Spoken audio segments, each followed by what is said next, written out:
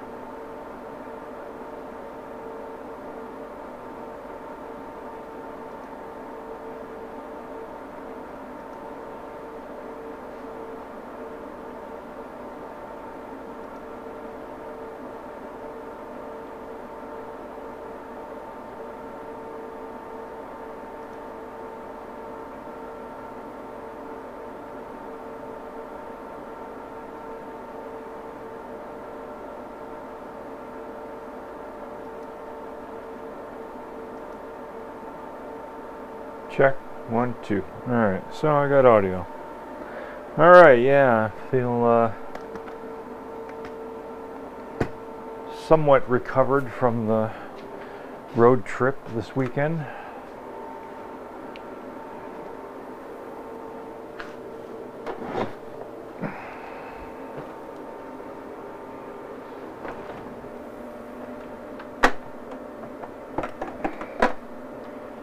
Figure I'll give it a go.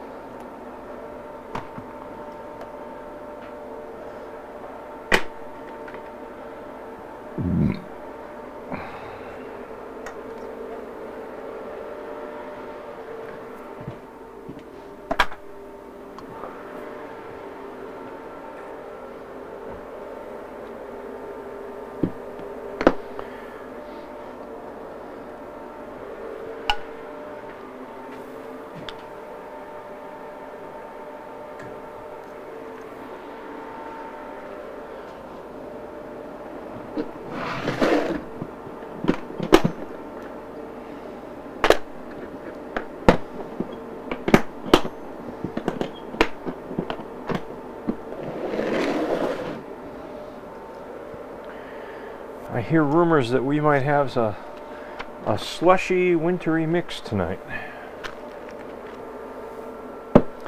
Isn't that special?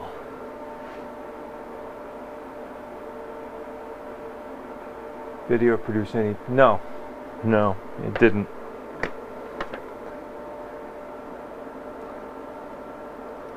How many views on that video? Not a dime.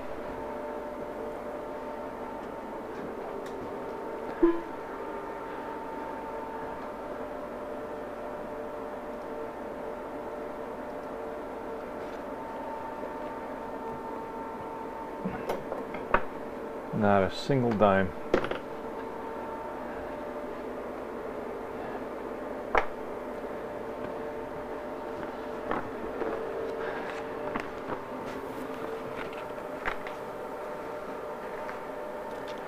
It doesn't help that I'm so irregular on YouTube. If I was more regular, people might be more inclined. But that's going to take a while. So, it is what it is, you know.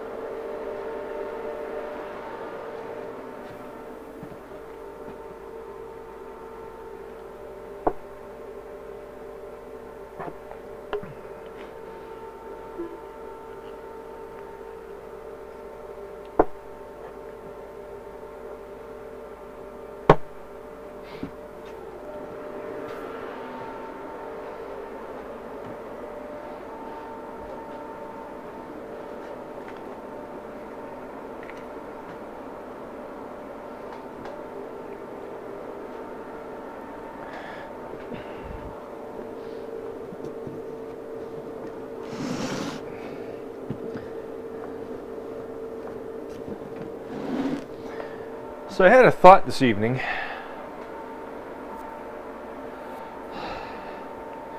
and it wasn't a good one. I was thinking to myself, all right, now that I've made this this coolant manifold here for the capacitor, how am I going to set this up physically behind the glove box so that it can drive the coil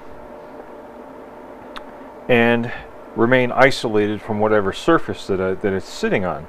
And why do I want it to be isolated? Because I don't want it to short circuit between the two plates, because the two plates are in parallel with the tank coil, and the voltage swing across these two plates is very, very high. And then I thought to myself, I see another problem. I've got cooling manifolds on both sides of the capacitor. What happens if I put a T-fitting in here and try to feed water into one side and pull it out of the other from another T-fitting? I've got a water bridge between the two. I don't know if that's going to add to the capacitance, create too much leakage current. Am I going to have to use distilled water as opposed to regular tap water? Would it help if I made the supply lines as long as the supply lines for the coil, where everything converges at a manifold down by the water supply? All questions to be answered. Not sure. I'm not sure how having the same water supply feed both sides of the capacitor is going to affect the resonance of the tank circuit. I'm hoping it doesn't. I'm hoping that the impedance of the tank circuit in operation is still low enough that the presence of the water becomes negligible. Not sure. Just not sure.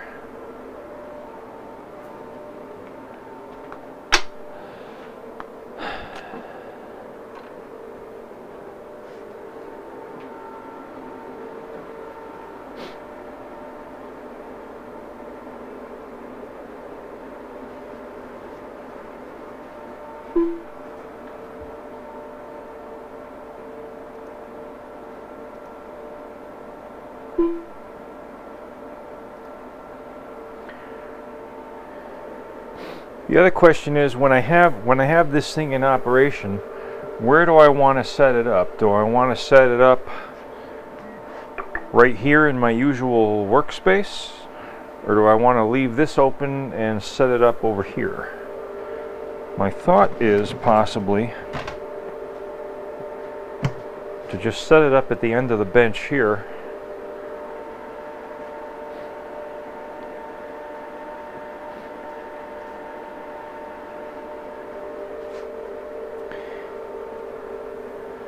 And have the tank circuit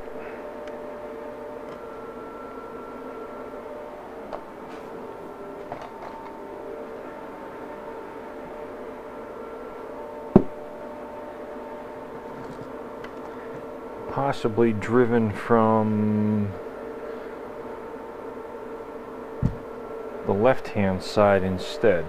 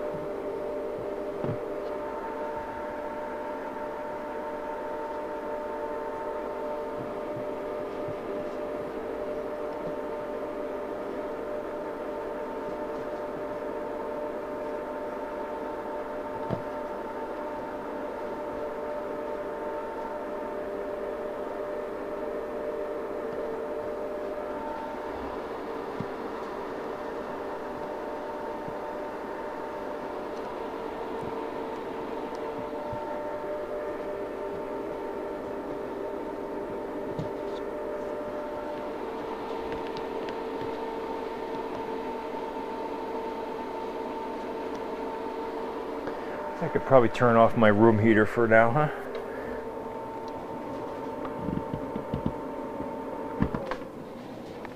Be a little quieter.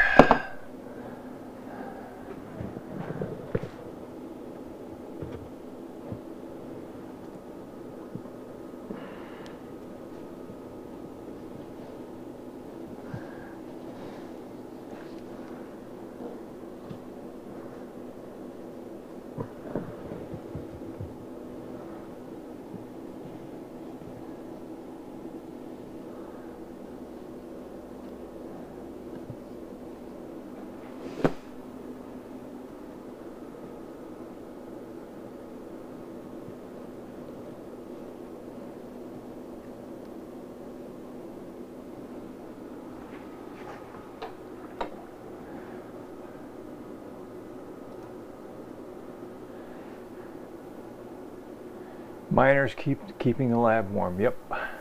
Don't sweat the details. The devil's in the details, man. What's going on, DJ? Nice to see you.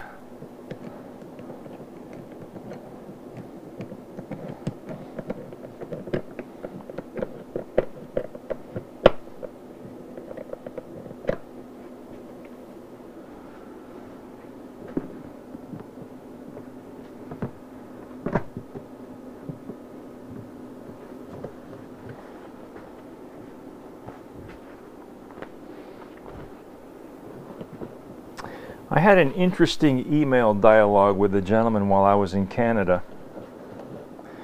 His name is Randall.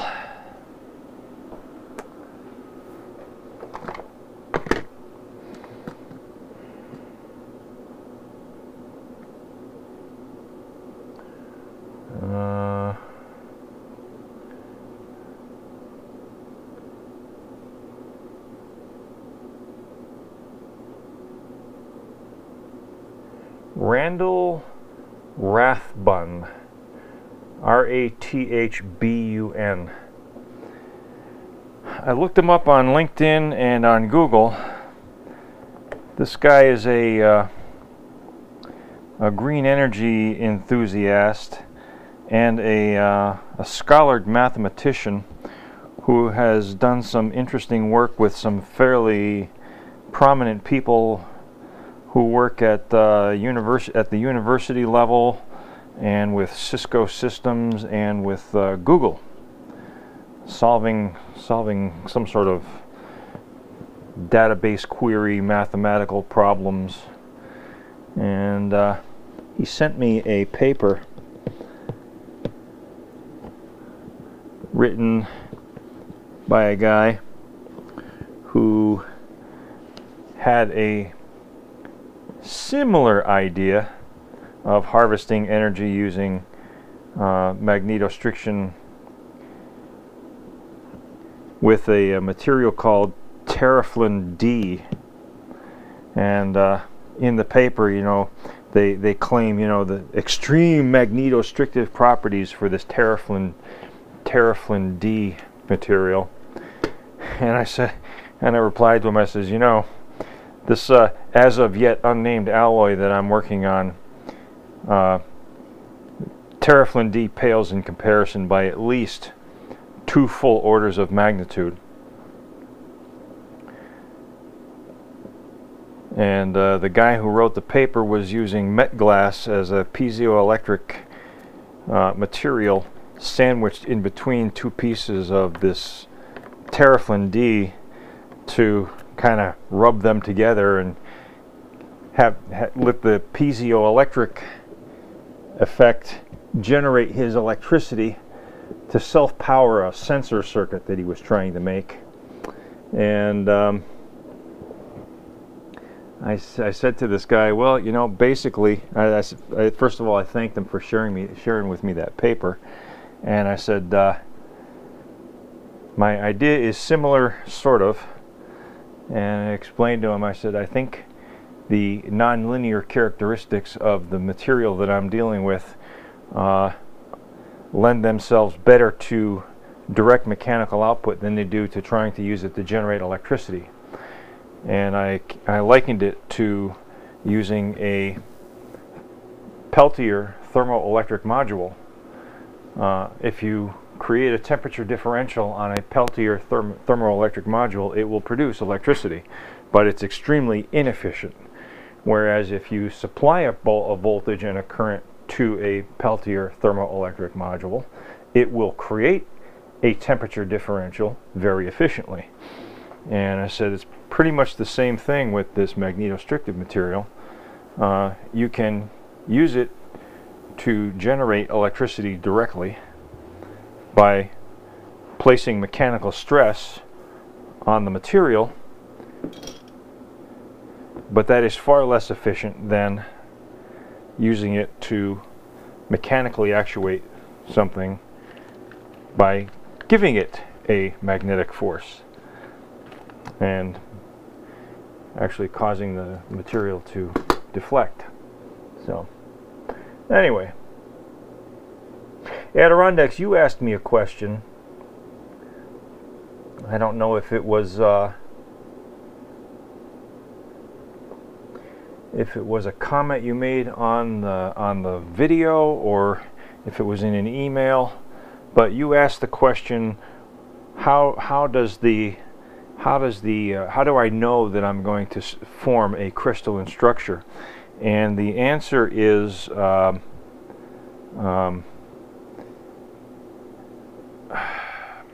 had a word I was going to use. I forget what the word is. And the word is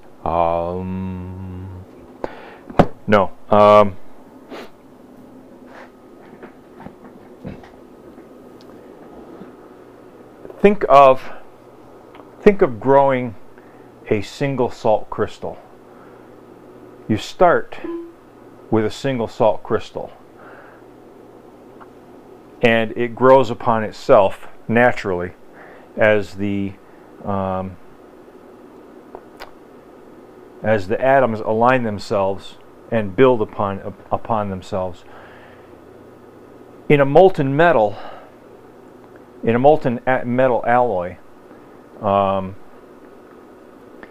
if you cool the whole thing down, you end up with crystalline structures, but you end up with billions of random crystalline structures all interlaced with one another, and they don't form a single uniform crystal.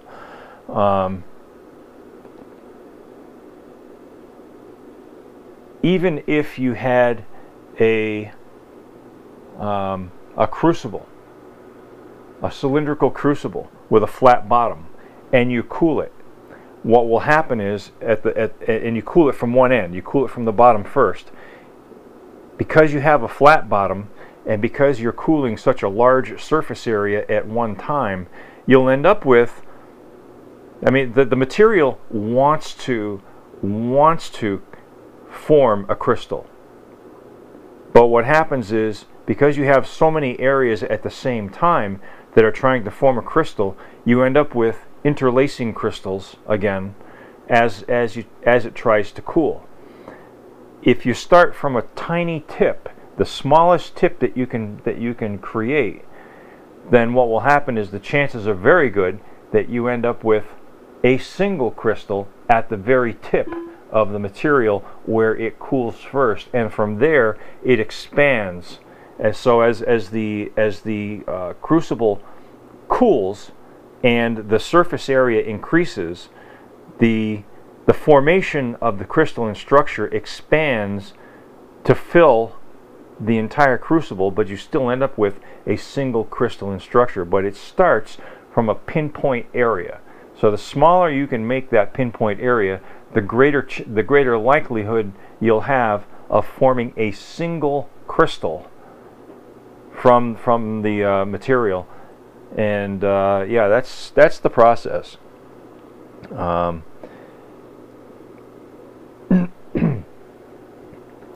So yeah, that's the way I'm going to be going about it.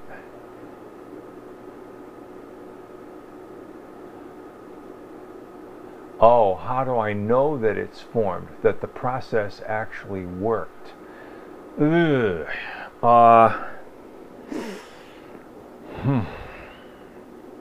Well, I will know, I should know, by testing the material once it's solidified,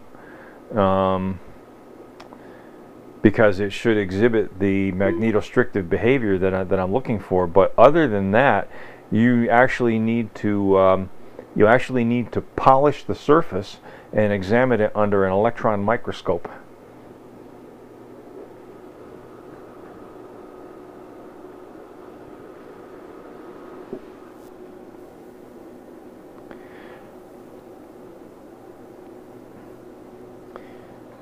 Now, it just so happens that I happen to know somebody with access to an electron microscope, so I may actually end up sending him samples of my material to examine.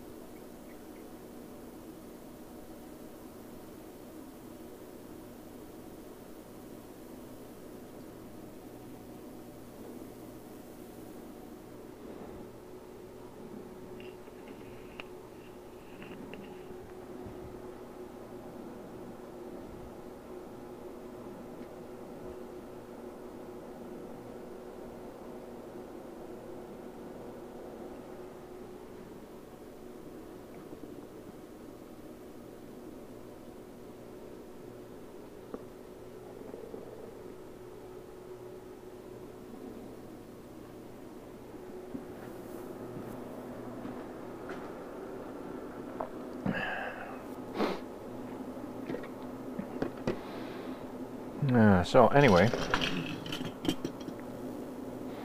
I guess I can show this to you guys. This is the stuff that's been arriving all week long. Here's the argon bottle that I got. Here is the argon regulator.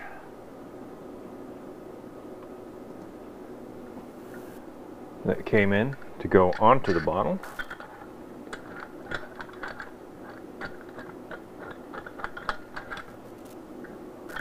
Oh, is it a reverse thread?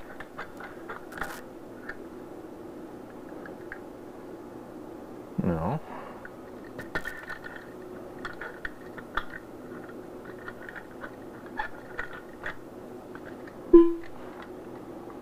Better be the right thread.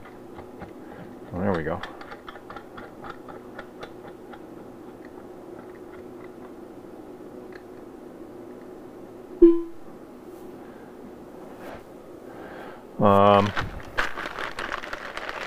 These are the 5 Peltier cooler devices that showed up. I'm probably going to end up using 3 of them.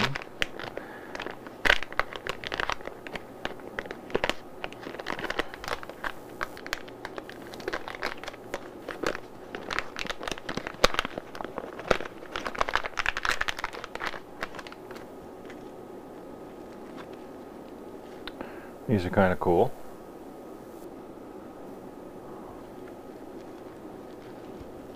Get it? Kind of cool.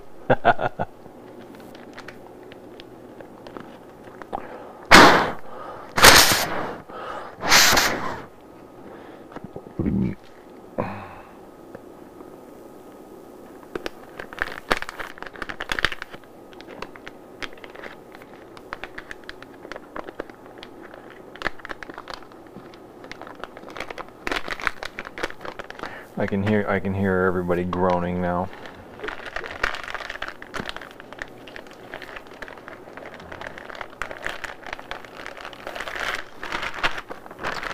And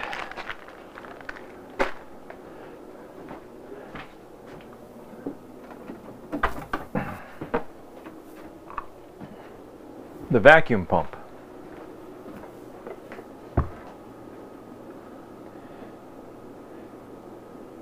I paid $45 for this on eBay.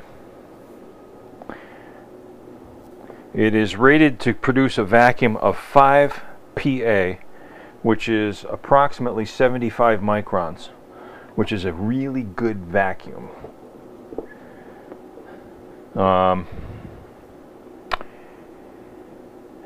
And I kind of didn't believe it would produce that high of a vacuum. So I got this anyway. Figured I'd take a chance on it.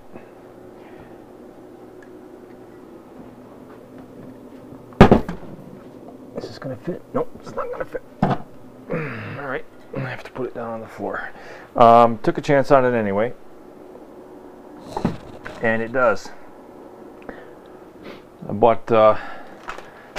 bought this automotive, for automotive use, but it's a vacuum test kit, and it has the vacuum gauge that goes down to 30 inches of mercury, and I attached it to this and it pegged the needle.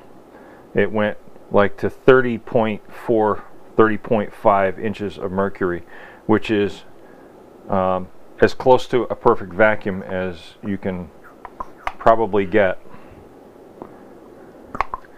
This thing, I can pump this down to about 29.5 inches of mercury by hand.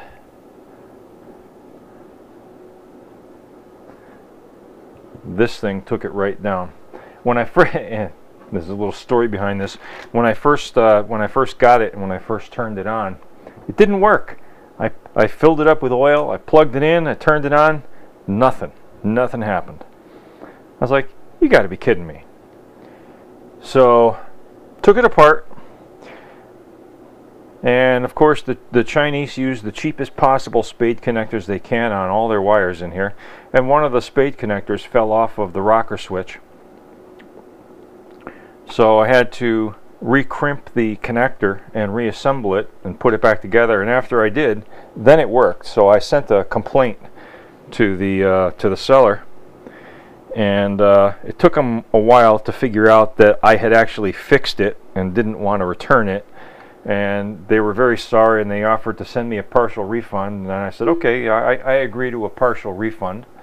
And I said, I'll let you decide how much the partial refund should be. And they said, okay, we'll give you a partial refund of $8. And I said, agreed. That's fine. $8 is fair for my time to fix it, and I'll keep it, and I still get a good deal, right? I end up paying $37 for it. They refunded me the whole thing. They refunded me all $45. So I got a free vacuum pump there, guys. I sent them another thank you, saying, well, you know, you could have just sent me the $8 that we agreed on. And they were like, well, we're glad you received it. Thank you. Have a nice day. Okay. Whatever. Free is good.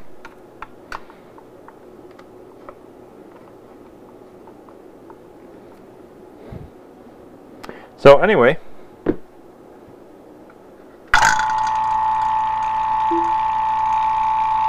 there's my vacuum pump.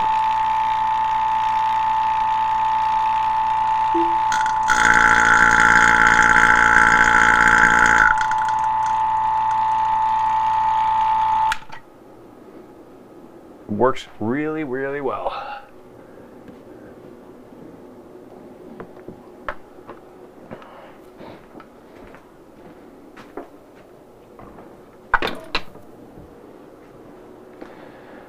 Gotta love that language barrier.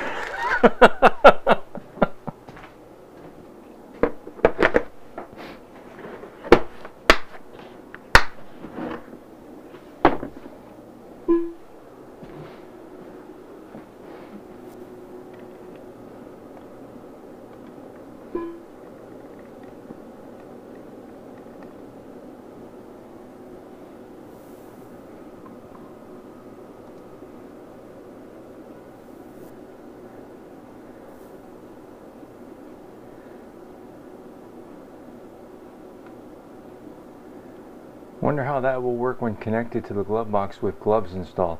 No. You don't understand, Shubis.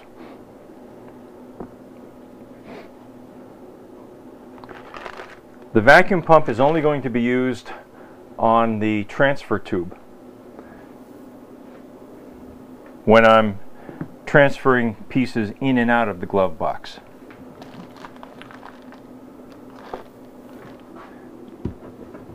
So let me see if I can show you this.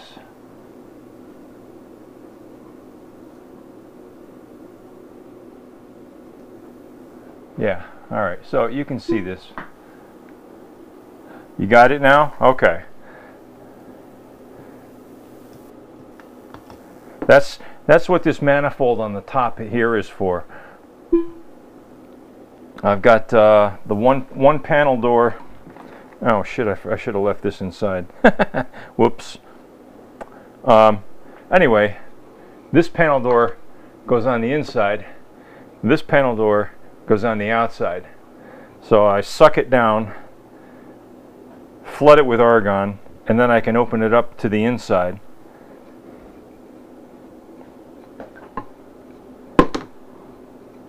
And vice versa.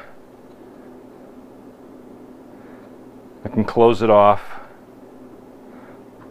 open it up on this side, and I don't even have to suck it down because the argon will just escape. But I'll end up with losing, you know, small amounts of argon each time I want to transfer a piece in or out, but at least I don't have to exchange the whole glove box.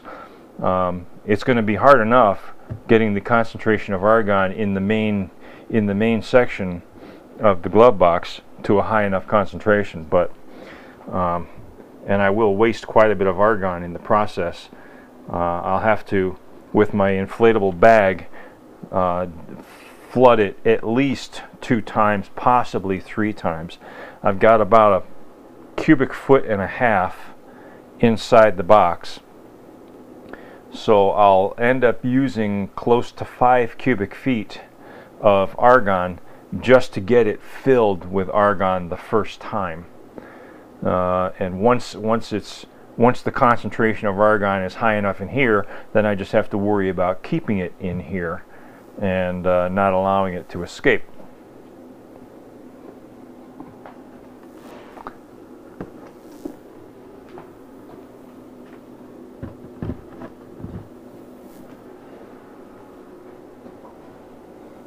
Yeah, the panels, I mean the 1/4-inch plexiglass, certainly could not withstand a full vacuum. The sides and the top, they would all collapse. They would completely collapse.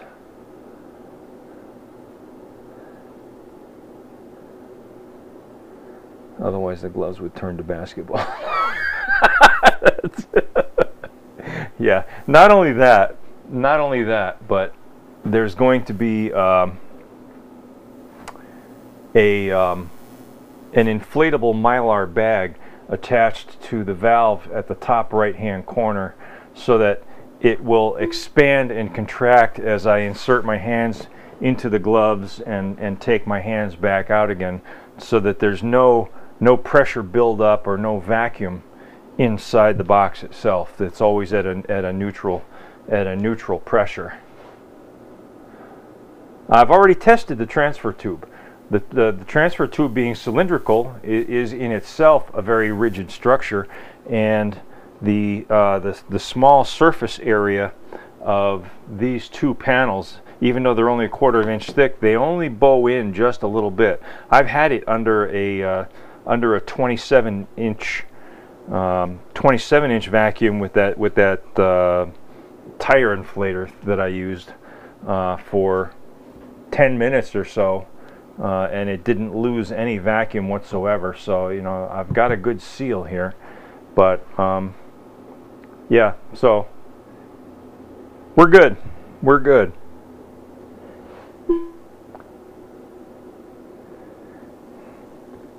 And if it ever does crack, I'll just use a 1/2 inch instead of 1/4 inch. I've got some 1/2 inch. I didn't want to cut it up just for that if I didn't need to use it.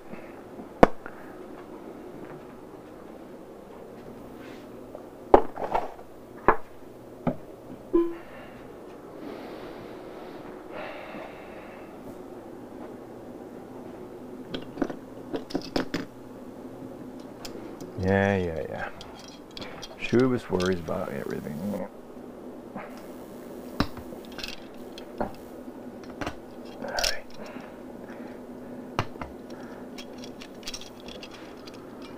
Yeah, and I'm just going to use these binder clips to hold the door panels in place. So, nothing fancy. Just get her done.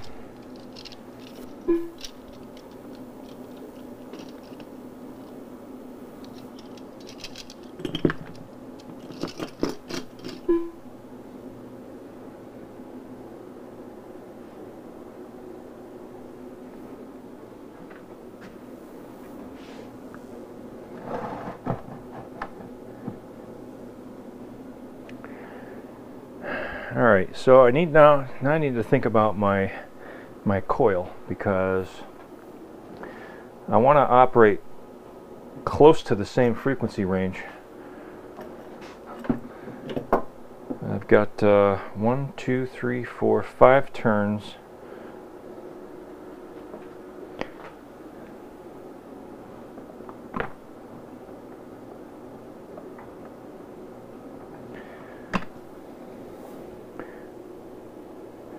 And I need some 1/2 inch copper pipe, and I need some 3/4 inch copper pipe.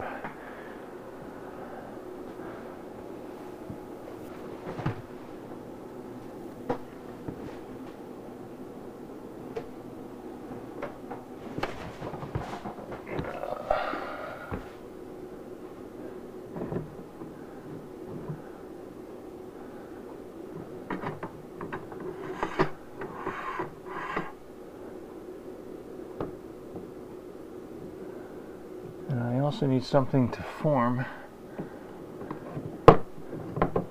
my coil around.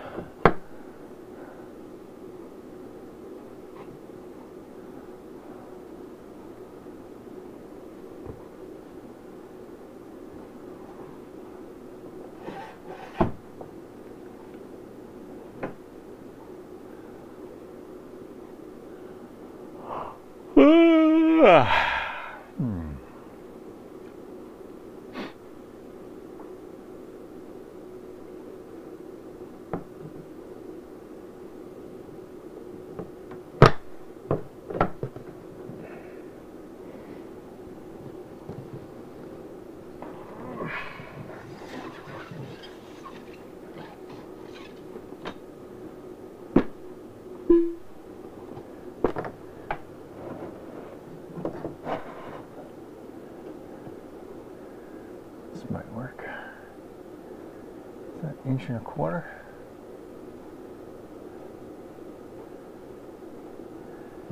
Yeah. Oh, wait a minute.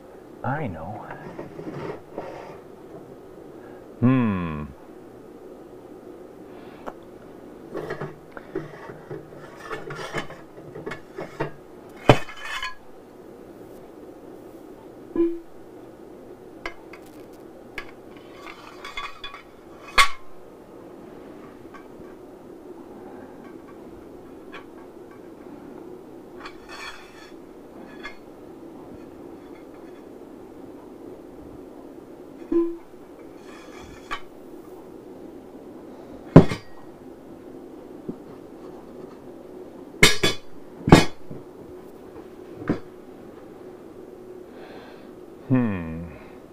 I have two choices.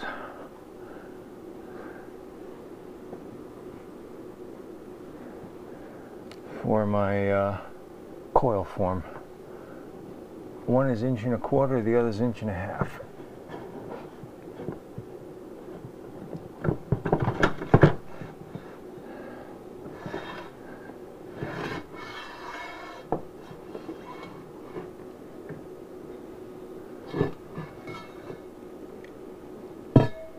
Wow, what is this? Oh, a closet rod.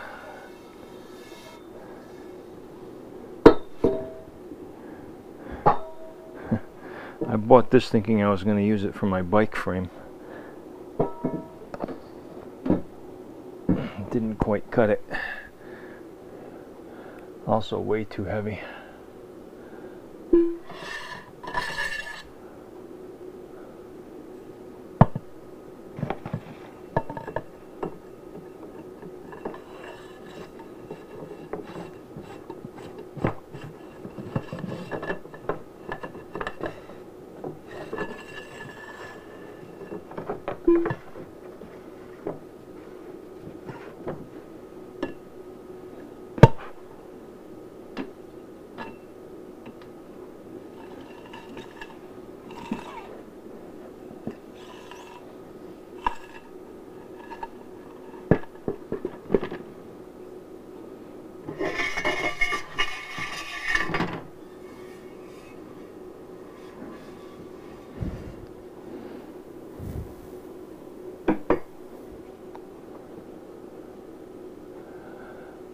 Alright, I think that's enough to get me started tonight. Let's see here.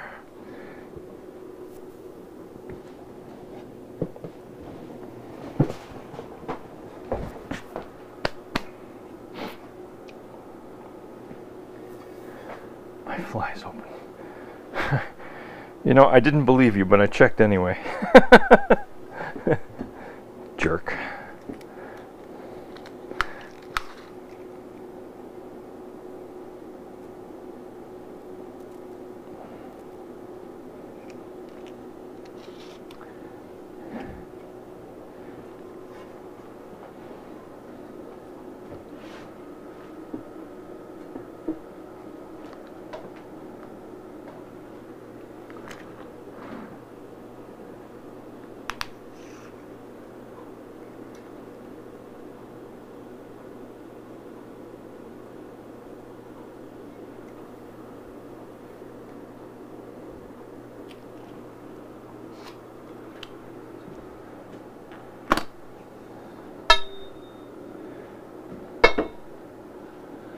Okay, so this is a little bit bigger than 1.25 inches. This is more like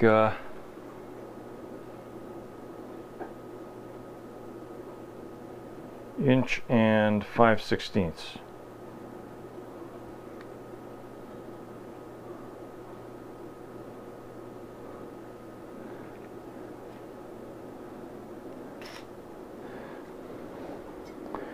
All right. I'm trying to create a coil that has an inductance value of approximately 8 to 9/10 of a microhenry.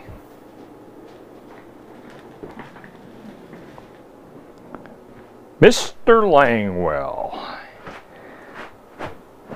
how are you?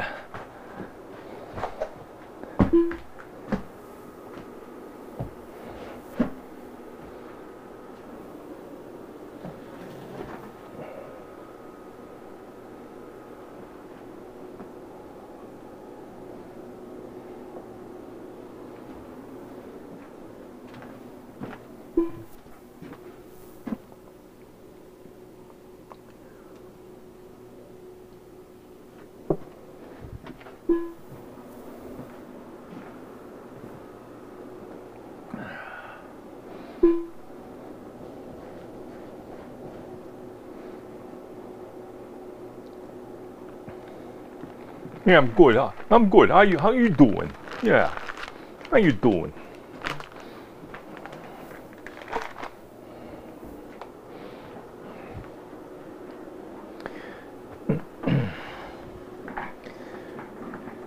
All right.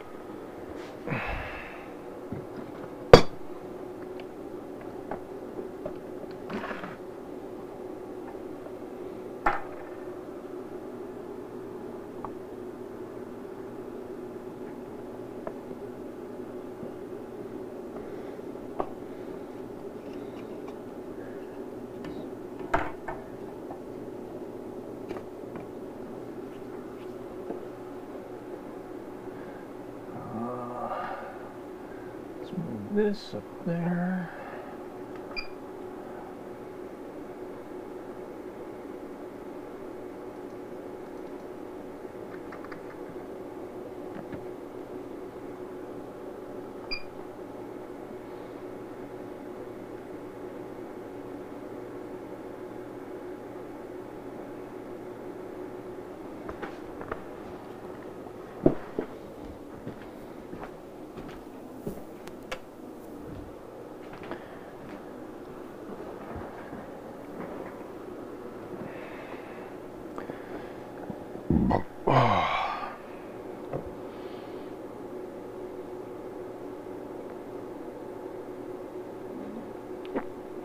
Wife made stew with dumplings tonight. That was really good.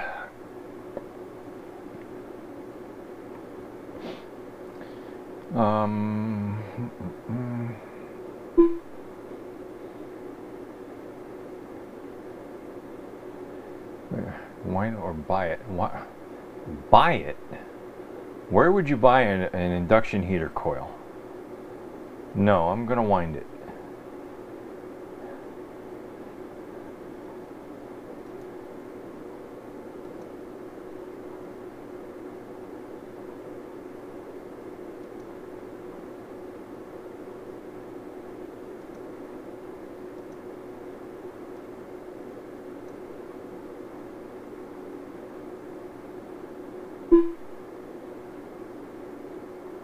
Yeah.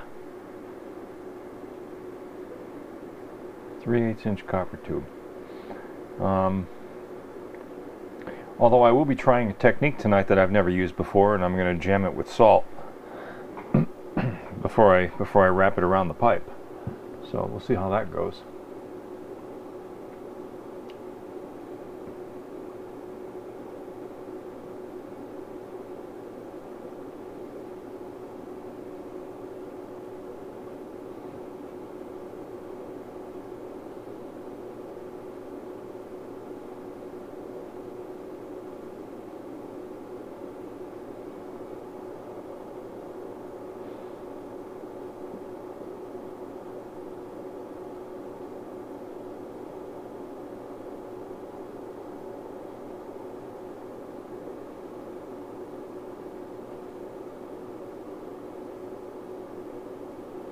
Guest 153.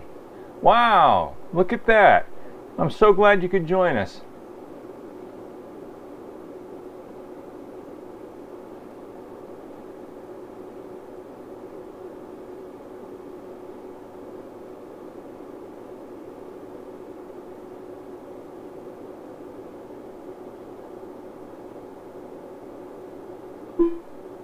I know.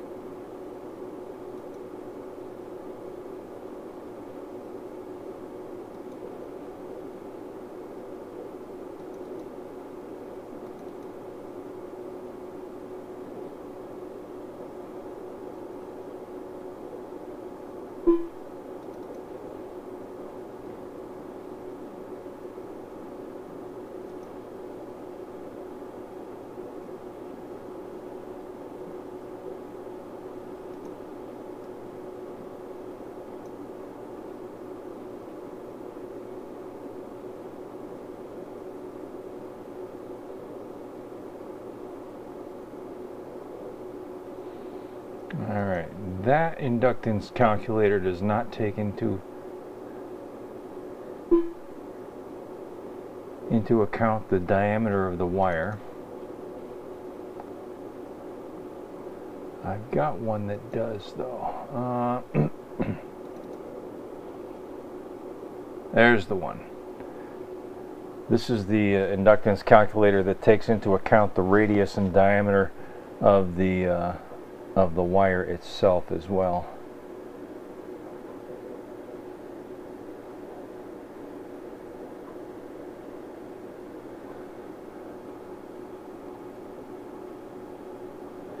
You see, what IP am I showing up as running a VPN service?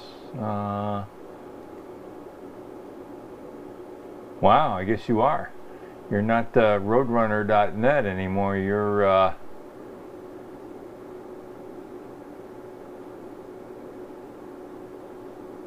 catalystmoped.com.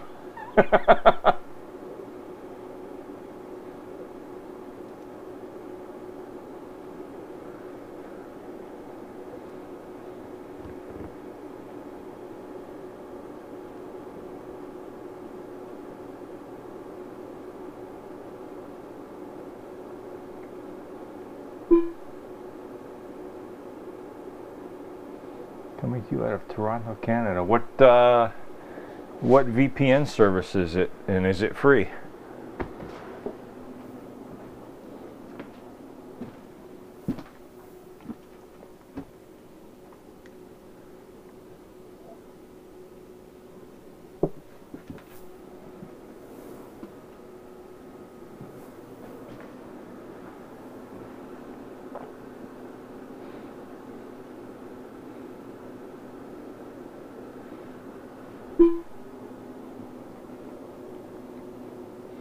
Virtual Shield, I'm testing free for a month. Ah, test us free for a month. And if you like us, then we'll start billing you. Don't you worry.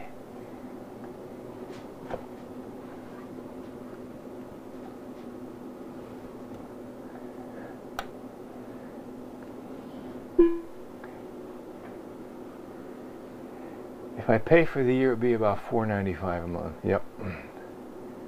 Mr. Tippy, how you doing, sir?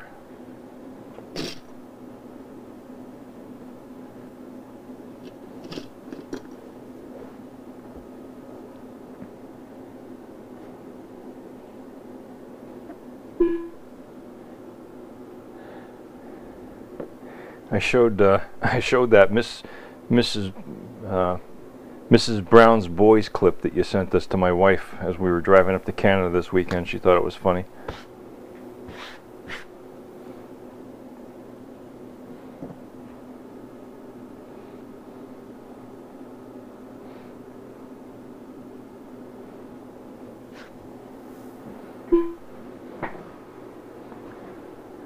How's the flux capacitor? The flux capacitor is right here. Right now I'm calculating the inductance of my coil. So if I've got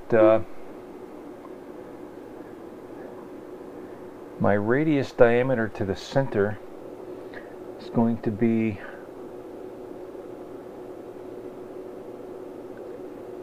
let's see.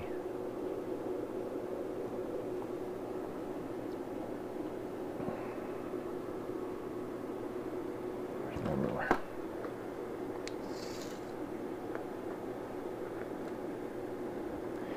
An inch and 5/16 plus 3/8. 1, 2, 3. Only because my brain hurts.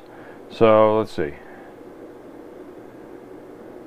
1, 2, 3. So it's going to be a diameter of 1 inch, 1 inch and 11/16. Inch and 11/16. So my radius, what do I need? Do I need diameter?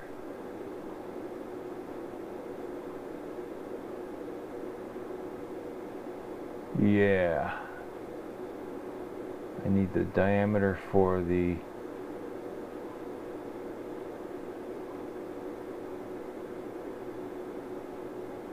calculation. All right.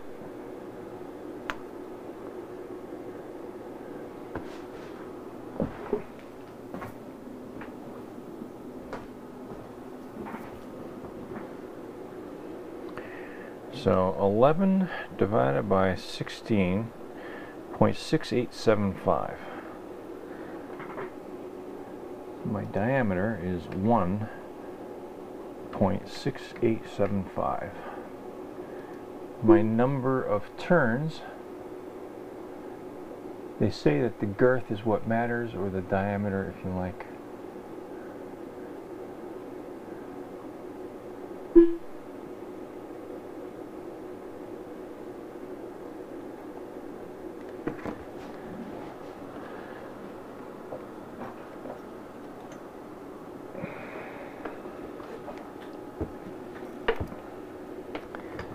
Five turns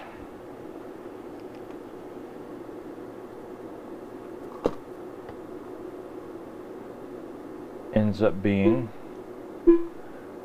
about 2.5 inches. 2.5 and 5.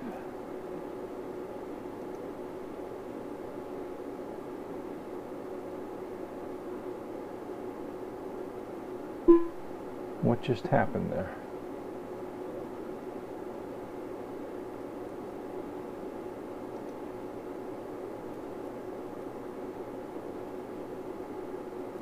I guess it doesn't work offline.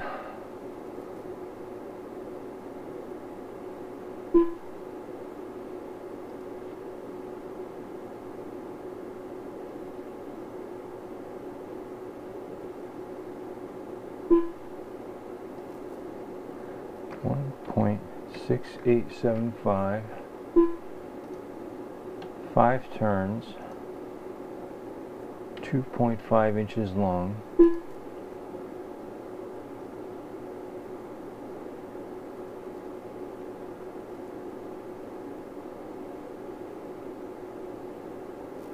The inductance is 0.546 microhenries.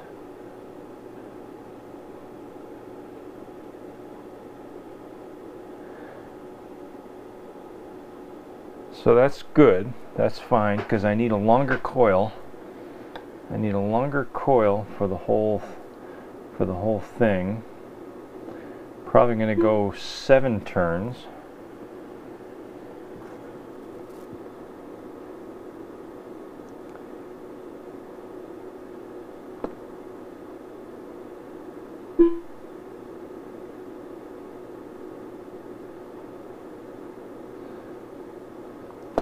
So if I go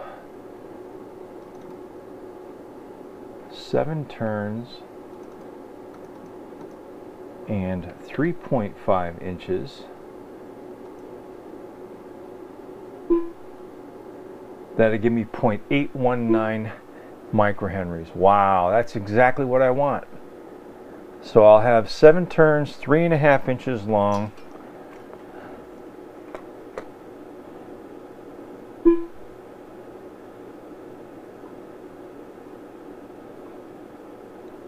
Frickin' A.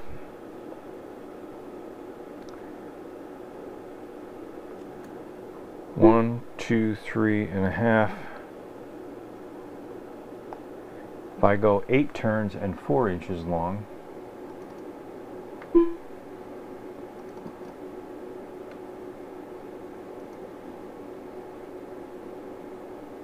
.957.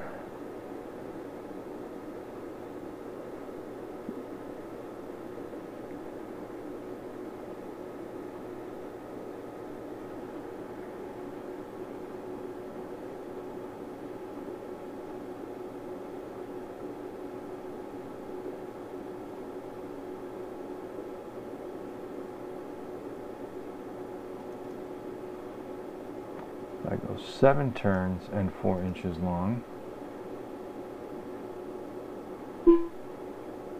0.733. In my schematic,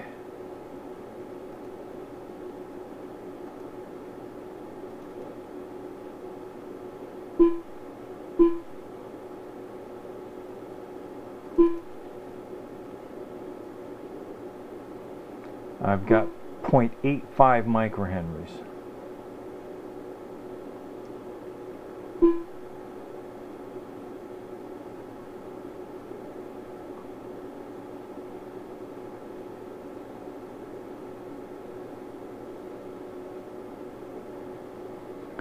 So if I went 8 turns and 4 inches long, that'd be the whole thing. If I go 8 turns, 4.5 inches long and stretch it out,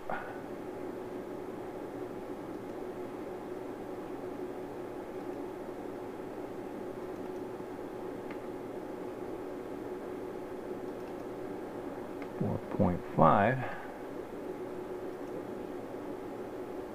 0.866 microhenries. Oh yes!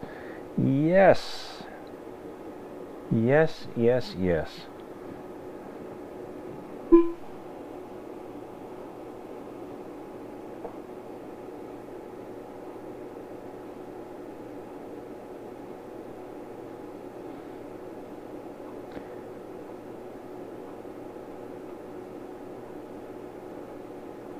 All right, so we'll try 7 turns. We'll try 7 turns.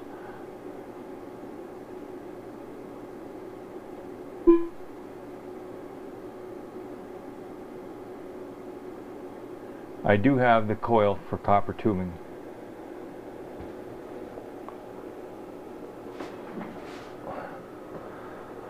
All right, so we're going to go 7 turns.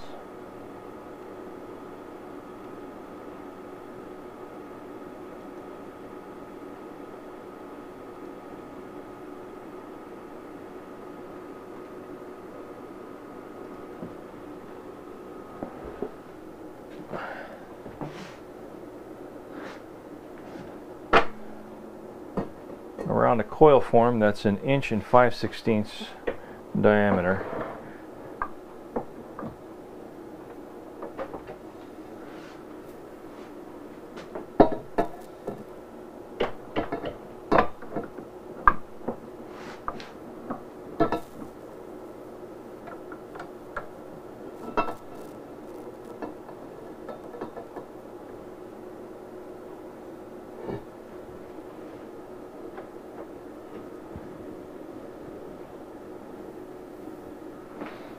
right? And if I go 7 turns,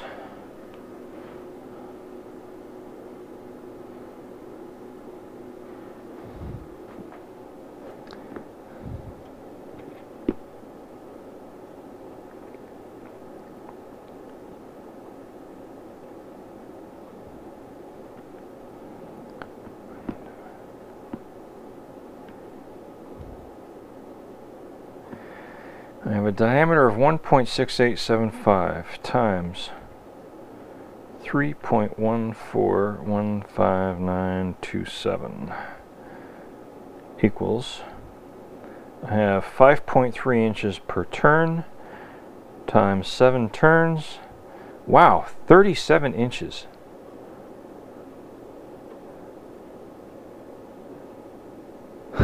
Seems like a lot. 37 inches.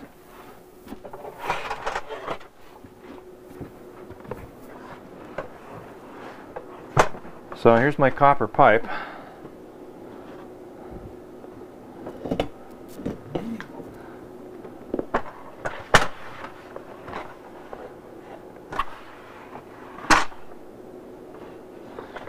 Just figure out how to open the box. No.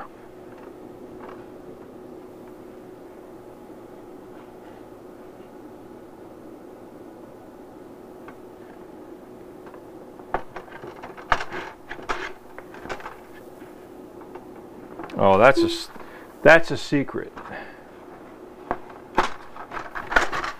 That's a secret. Can't reveal that.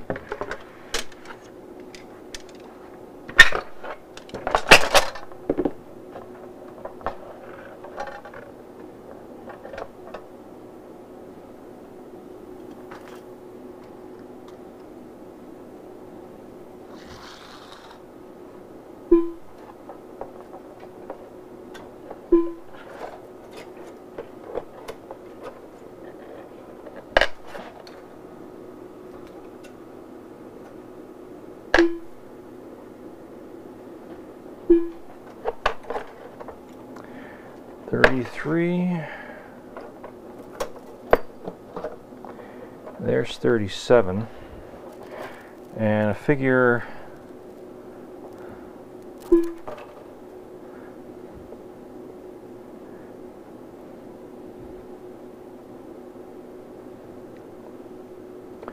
it's going to come out and take a corner.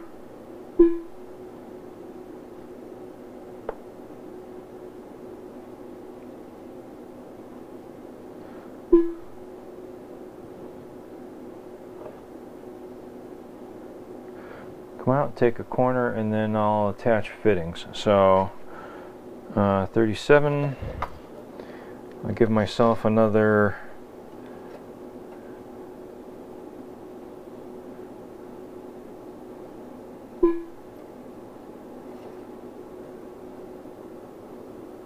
43 would be 6 inches. 49 would be 12.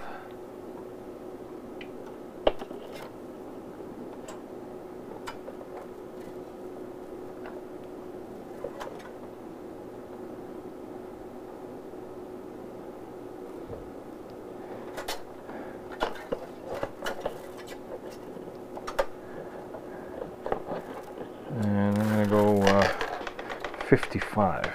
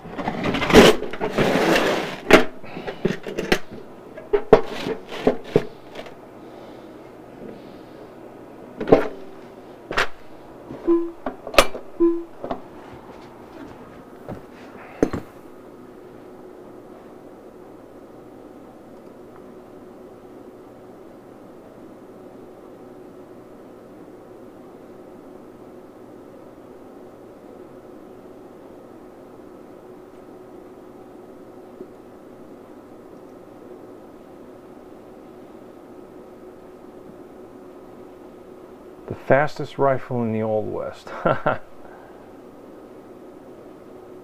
Chuck Connors.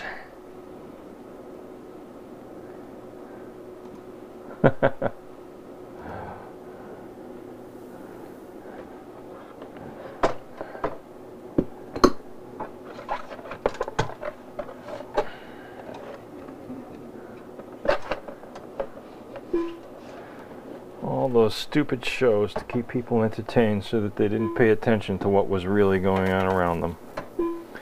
Just like today.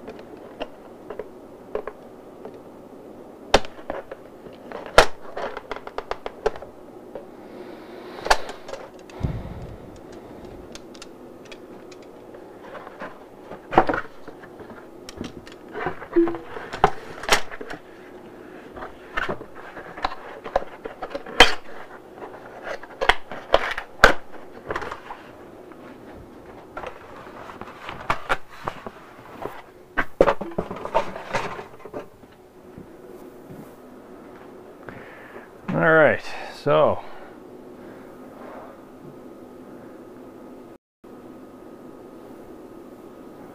here's the plan.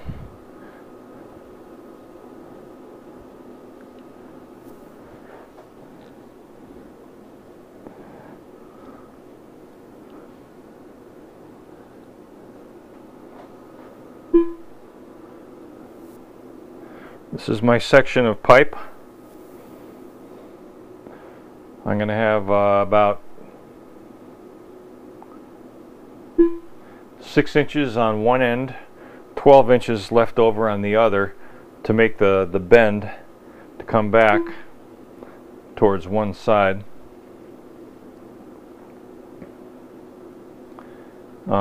These are going to have to pass through straight through a panel that's going to be replaceable on the back of the glove box. So these pipes will end up passing through these sections of plexiglass tubing. I'm going to have to, our plexiglass ½ inch, I'm going to have to ream these out a little bit more. Drill them out to 3/8 and then use these as the inlets and outlet for the pipe against the replaceable panel at the back of the glove box. This would be the entry and exit port.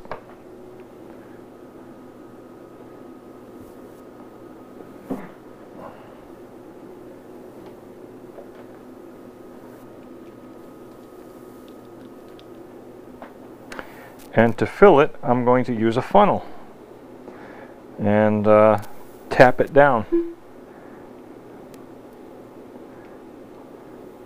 And just keep tapping it until it's full.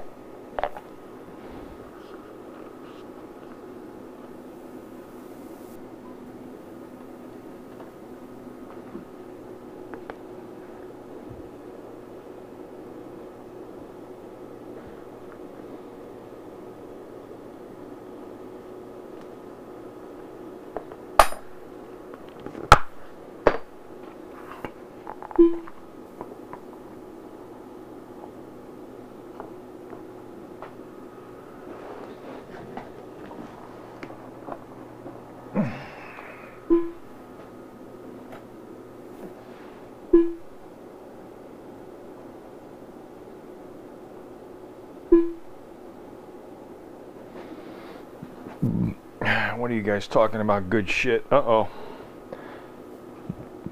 Am I gonna have to start censoring?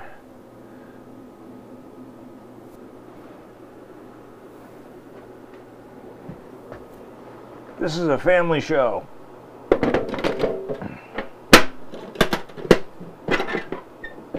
Not.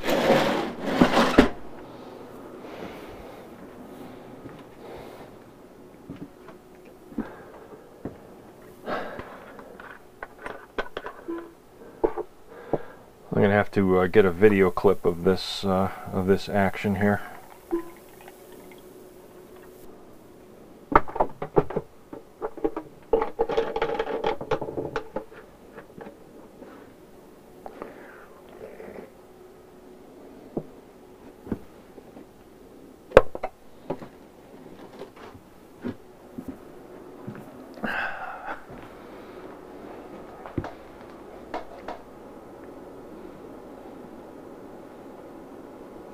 He's too young to know all these guys.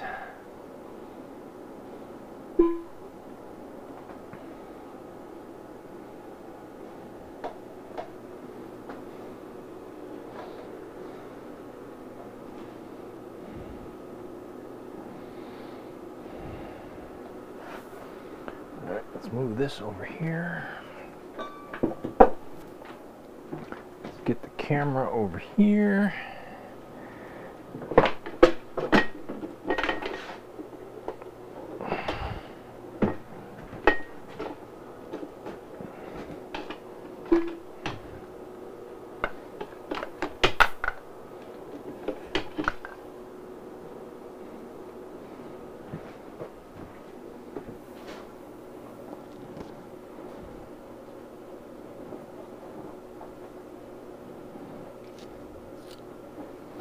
Not wrong. Ah.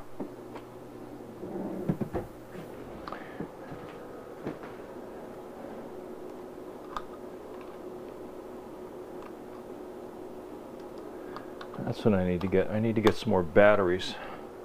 These lithium-ion batteries for this camera are no longer holding a charge.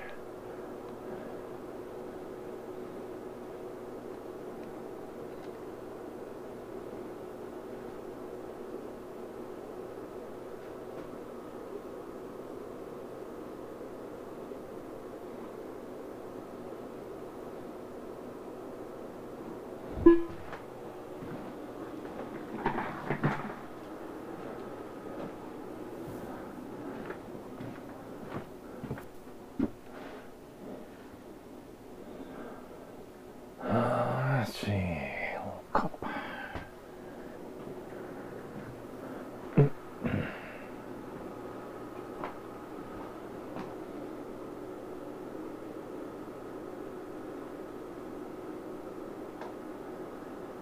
And we're recording a video clip. So,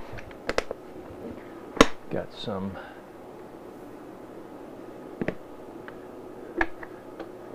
salt.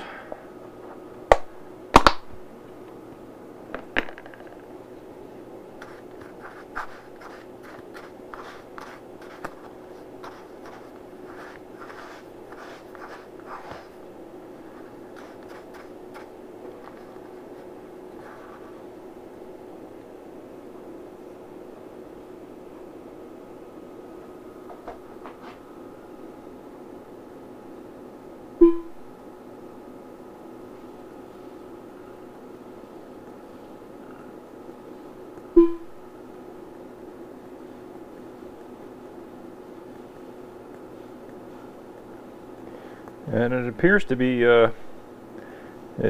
be sliding all the way down. It's not collecting at the top of this funnel at all. So I'm just slowly tapping it into this tube vertically.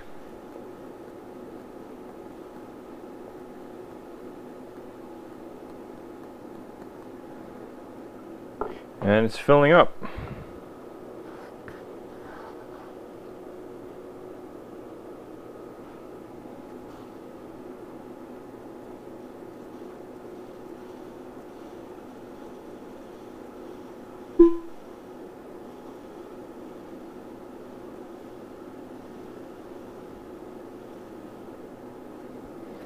Two shot glasses full so far.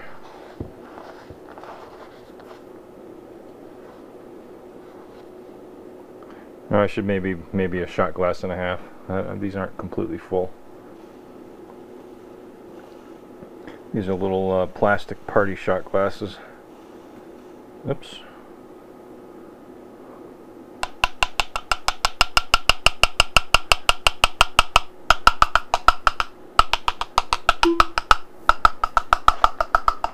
Well, that might be it.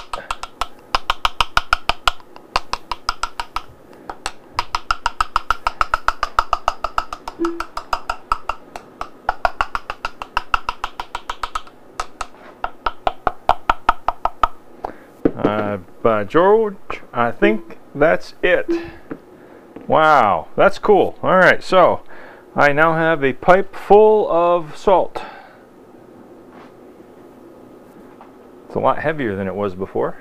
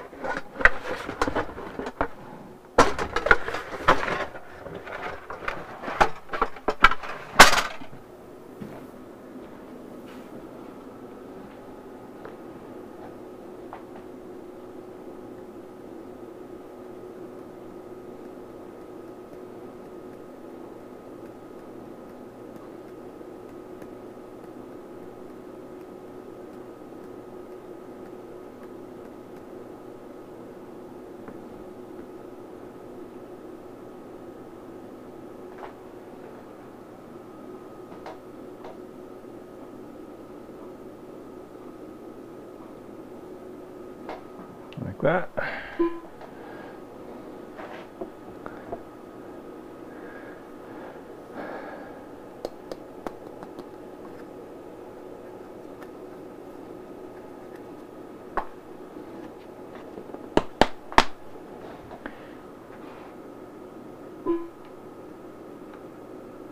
And now we're ready to start winding.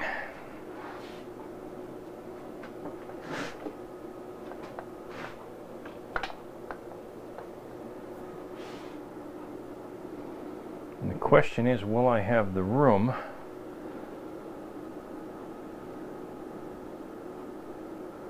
well, I can just keep, yeah. I will have the room. Here we go.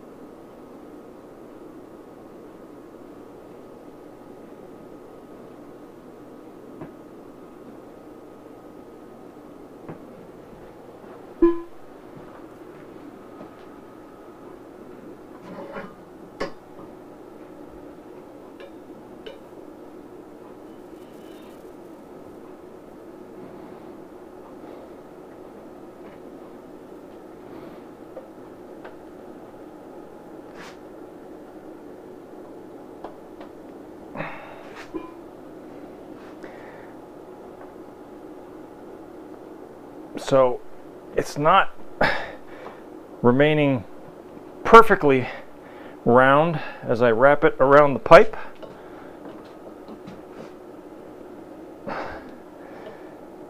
But it's not collapsing either.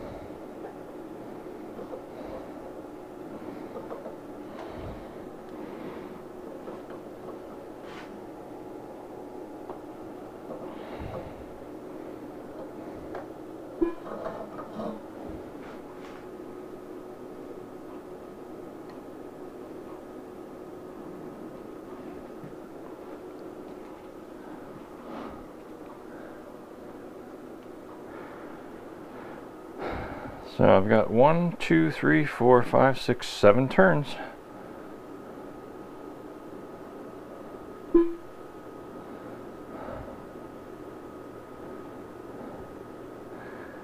And then I want to go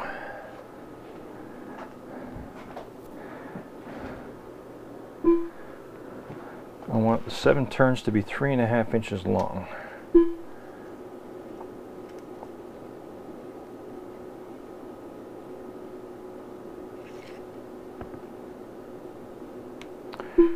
Right now the 7 turns are 3 inches long.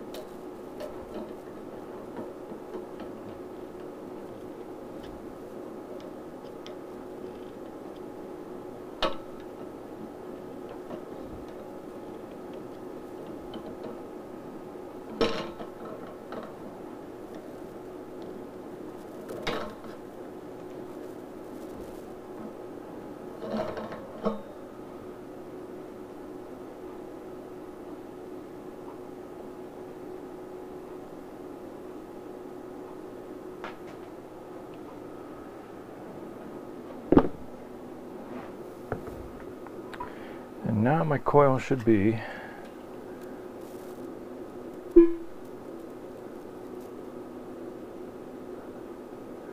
3.5 inches long. Bada bing, bada boom.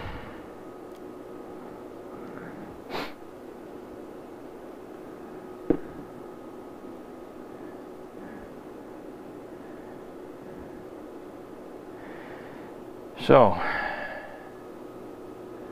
question is now,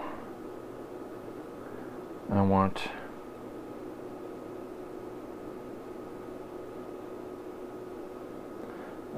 this one to be longer.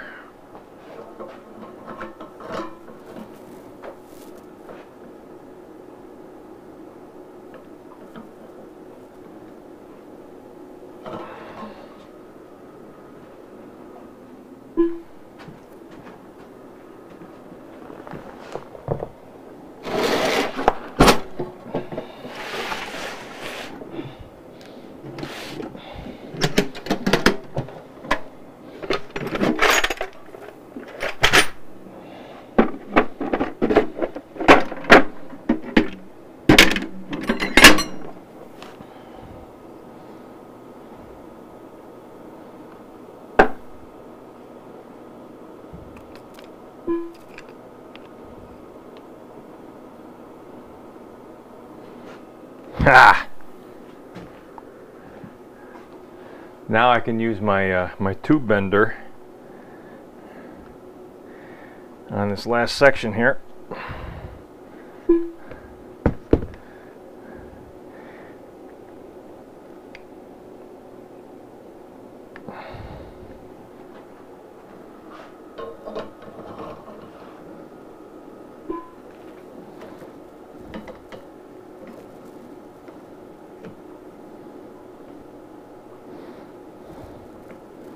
Maybe.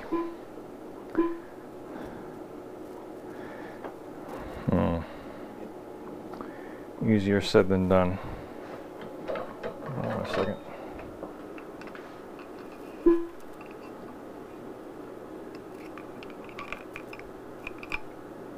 Let's see, I want to bend it. Yeah, I have to hold it.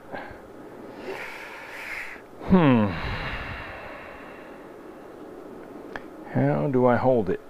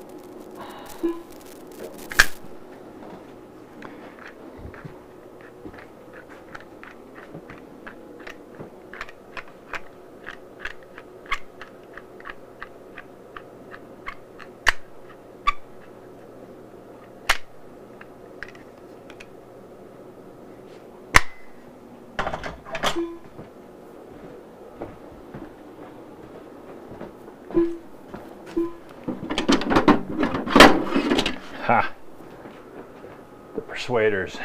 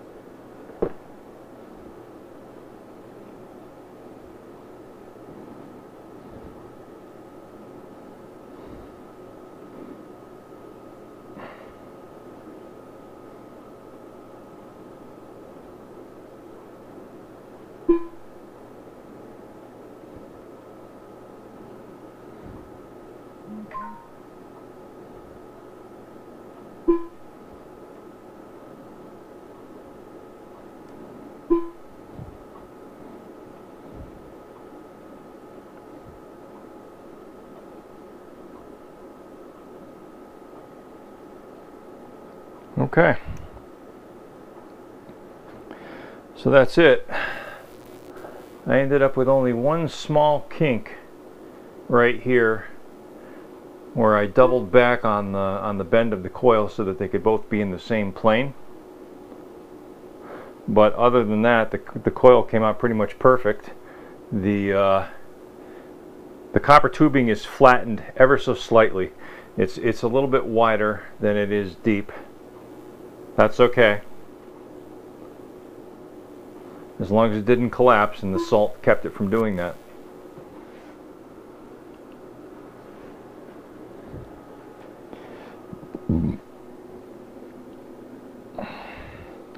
So yeah, there you go for the live audience there. You can see there's just one little kink in the pipe where I doubled back so that the two pipes could be in the same plane.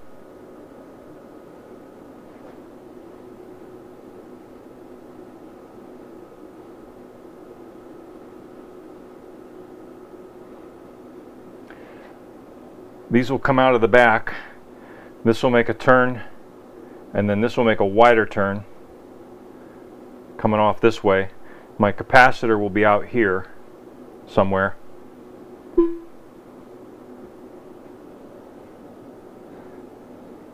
And you guys aren't paying attention.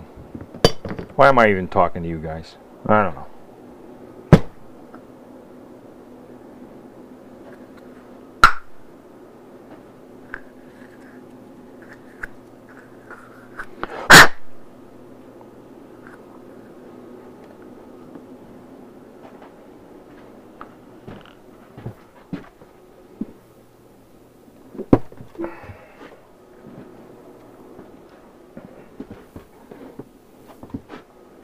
Now the question is, I wonder how much of this salt I can get out of here. I wonder how much salt I can get out of here without having to flush it.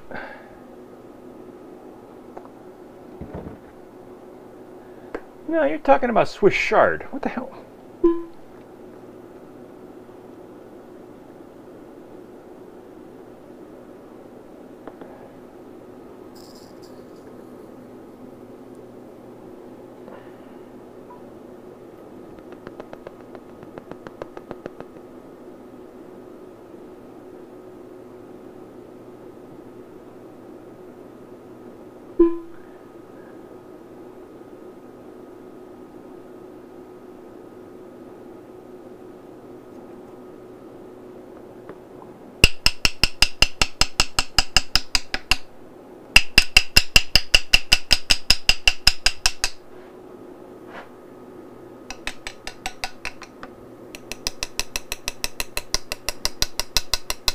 I'll be damned, it's all coming out.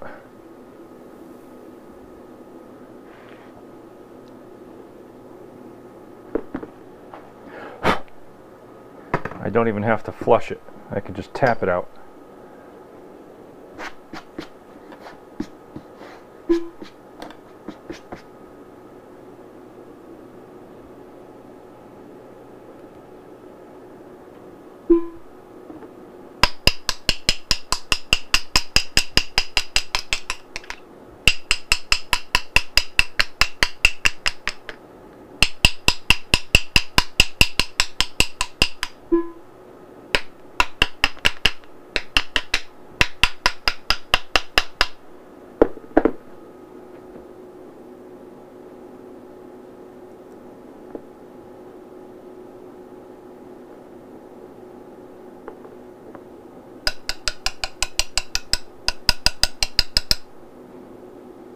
Alright, only just so much came out that way, apparently. The rest of it is jammed in there pretty good.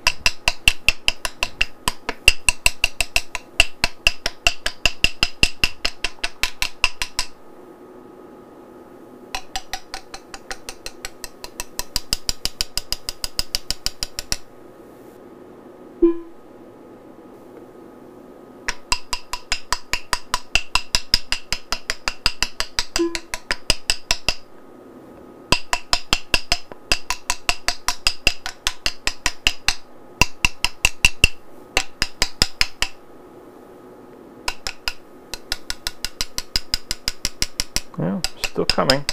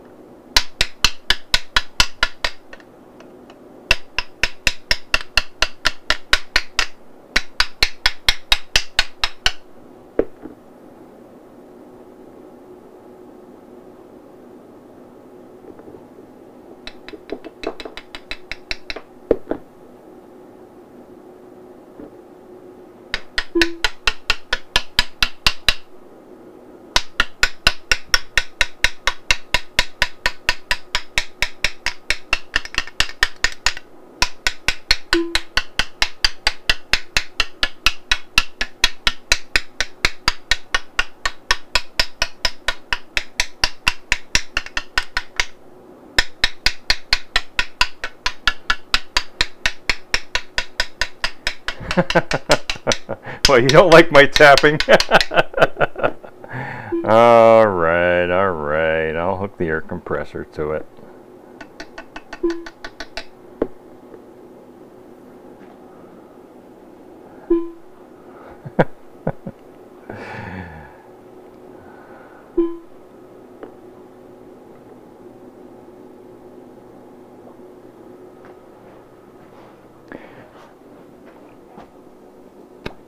Whoa!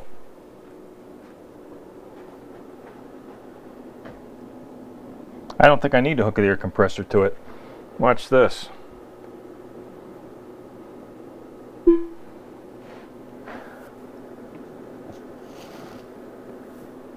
I just blew it out with my breath. It's clear.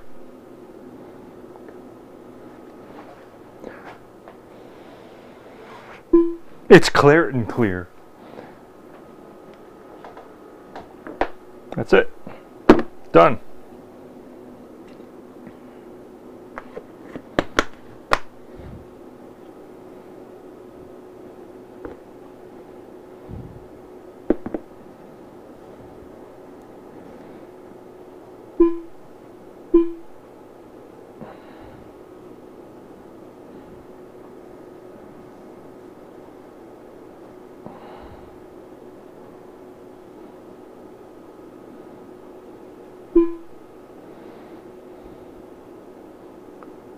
Sweet.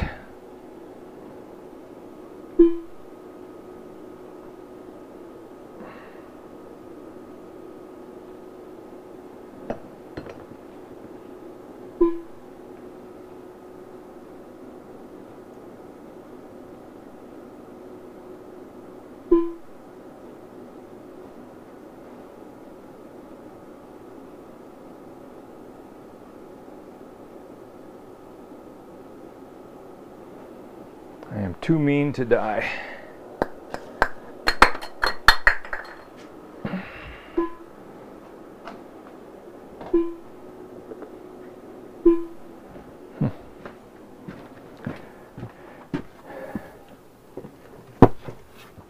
All right then.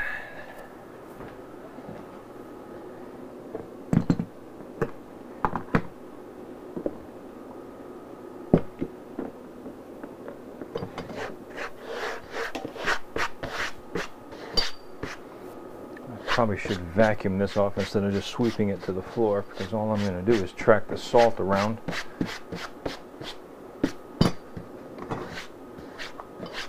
But, man, whatever. So, here we go. This is where the piece will sit.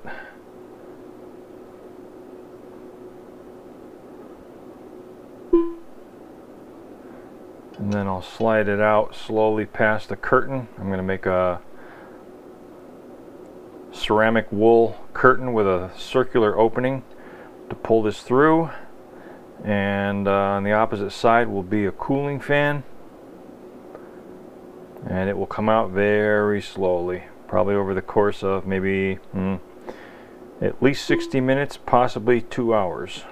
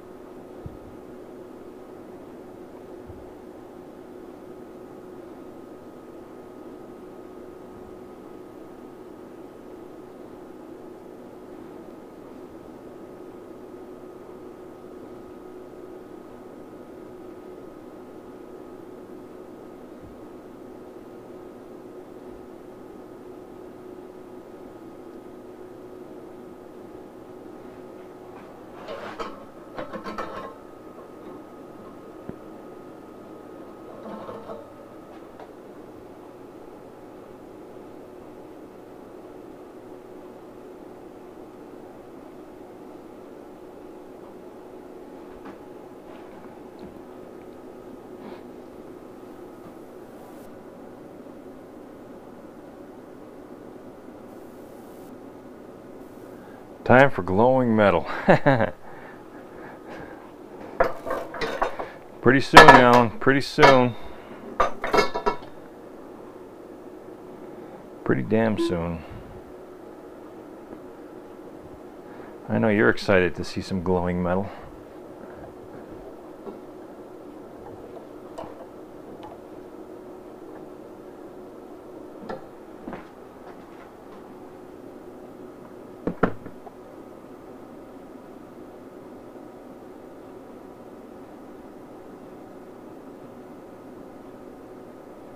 The rest of the guys in the chat room are talking about Swiss Shard.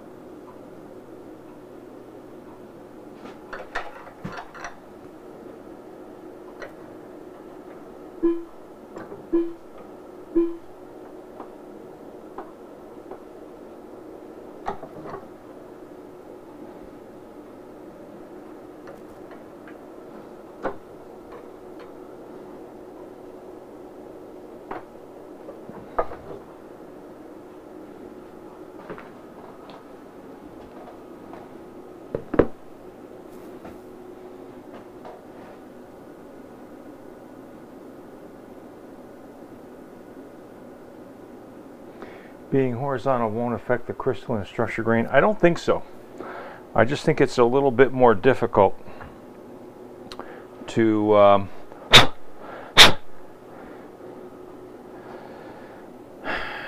think it's a little bit more difficult to get the tip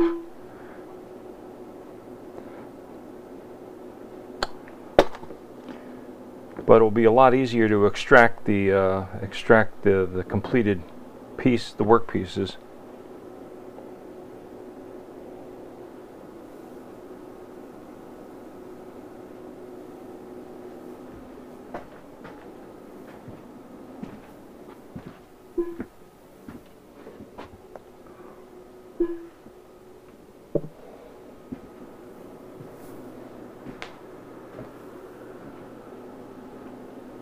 Alright, it's decision time.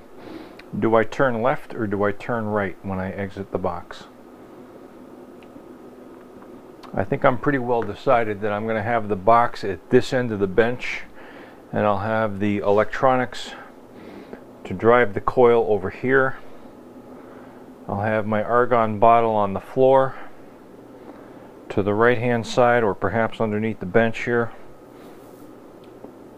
coming up around the right hand side. Yeah. So the magic is going to happen right here.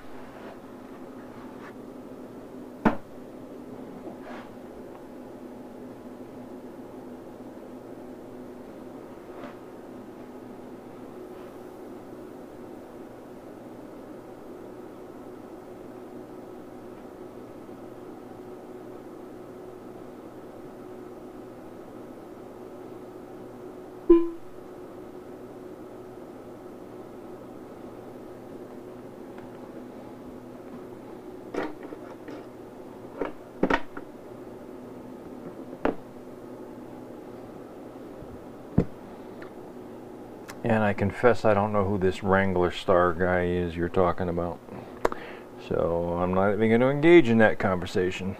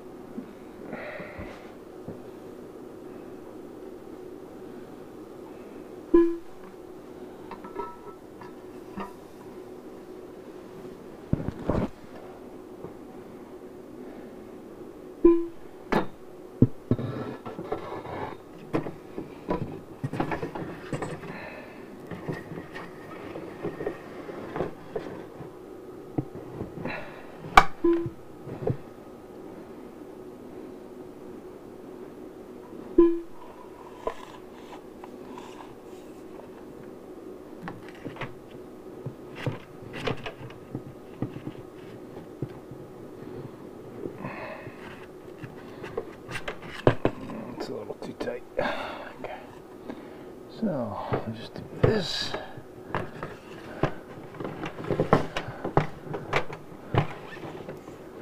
Slide that in there like that.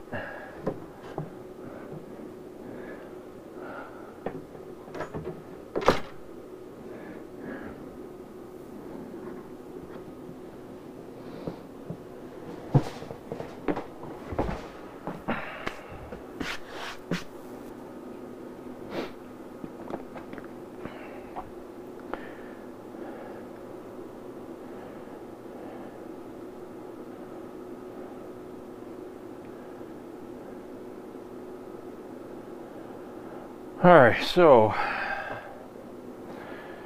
before I can make bends in this here, I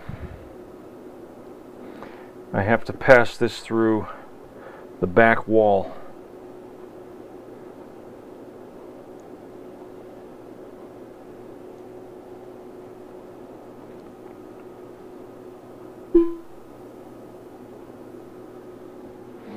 I have to make a back wall.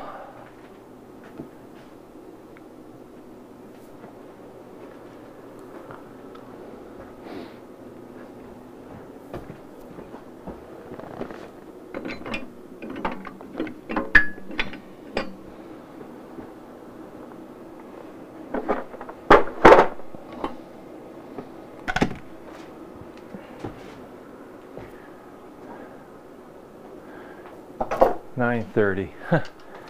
Jeez, feels almost like 11 o'clock to me. Oh, man. Do not like this daylight savings time shit.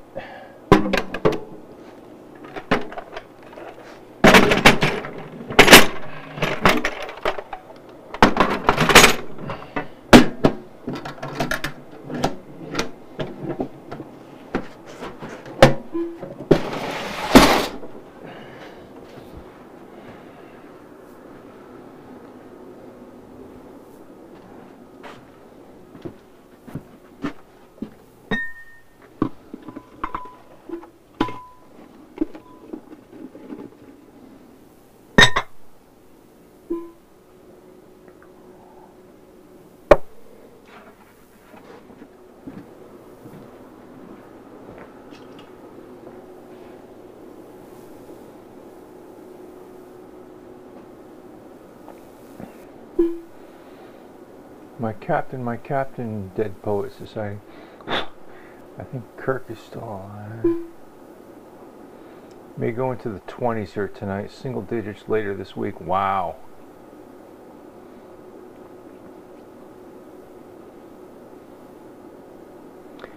Yeah, I'm tired and I'm just watching. Huh? Larry Black joins. Good evening, Larry.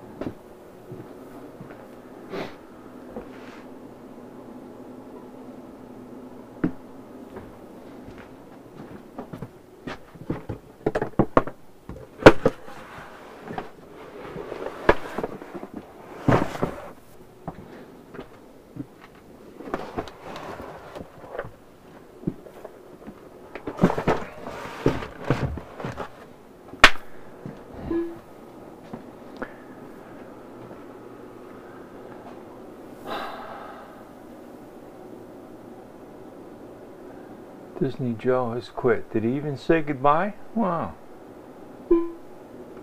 Wow. That wasn't nice.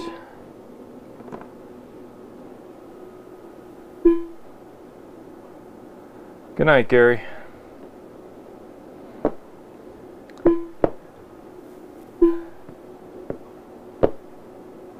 At least Gary says good night.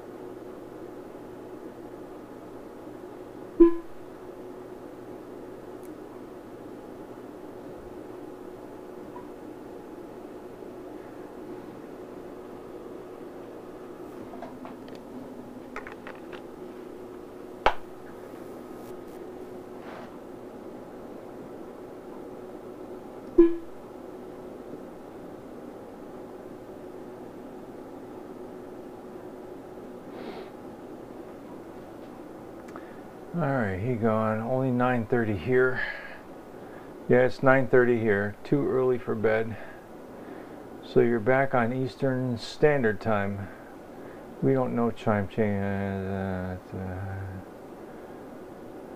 I always think my video is froze when Z is taking a picture.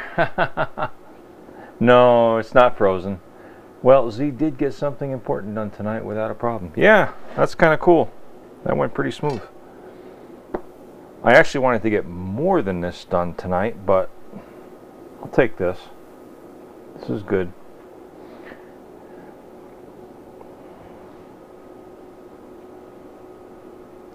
How are the bands, Adirondacks? Oh, crap.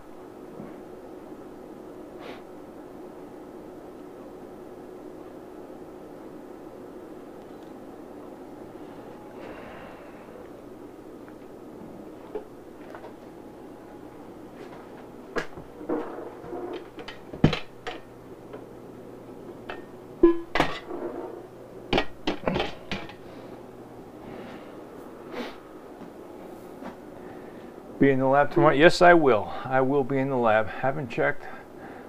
I was listening. 2 meters. Ah! Ah! 2 meters. The new CB.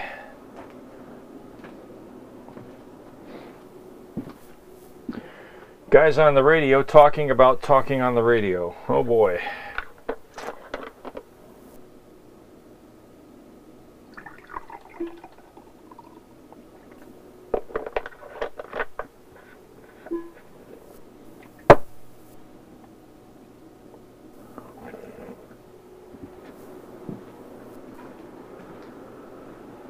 Well, I'm celebrating 2 consecutive gasp. Oh, gasp. Yeah, maybe. It could happen. It could happen. Let me get my materials together here. Let's see. Yeah, got my piece of plexiglass.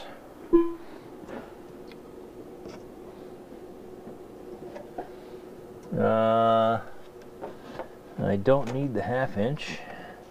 I just need the 1/4 inch. So yeah, I've got my piece. You can see it. There we go. Yeah, there's my piece of 1/4 inch that I'll be cutting the rear panel out of. I'll be making the entry ports out of these little pieces of 3/8 inch. It's not really 1/2 inch, it's 3/8 plexi, gluing it, kind of like I did for the little manifold ports for the valves, and then the coil will come in and out through these entry and exit ports, and once I get the glue to dry, then I can take and place the bends in the copper pipe. Make a bend this way, and then come out a little further this way, and make a bend with this pipe, so that my capacitor can sit behind and to the side like so. Then I just have to figure out how I'm going to interconnect with my 1/2 inch copper pipe to the capacitor, keep it lifted off the bench, yada yada. Yeah, it's moving. It's the project is moving forward. I'm pretty happy with this. This is good. So, and my car's running good. I'm so happy about that. It's not burning any more oil. I'm sorry, not leaking any more oil. It never burned oil. It's not leaking any more oil. So we can start predicting honeydews. I hope not. God damn it.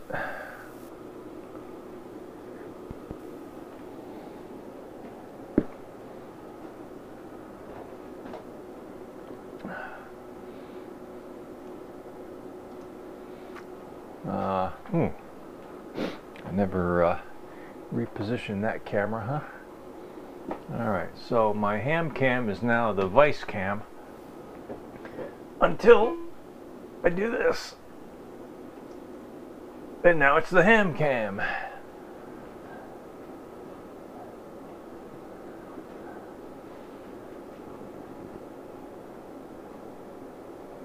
It should start. It should start burning. Shut up. Shut up. You're a jerk.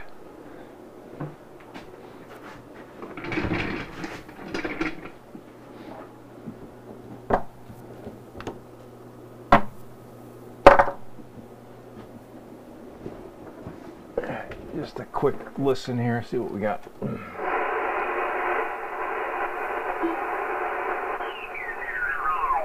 Waltons here, not related to the other Waltons, and I don't know if John Boy's involved or not, although there was a John in that, was one of the brothers. Oddly enough, for a mother's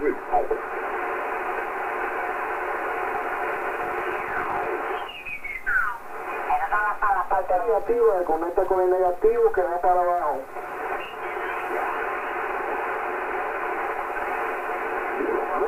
Well, I think that was the brother, if I was not mistaken. I can't remember. That goes back.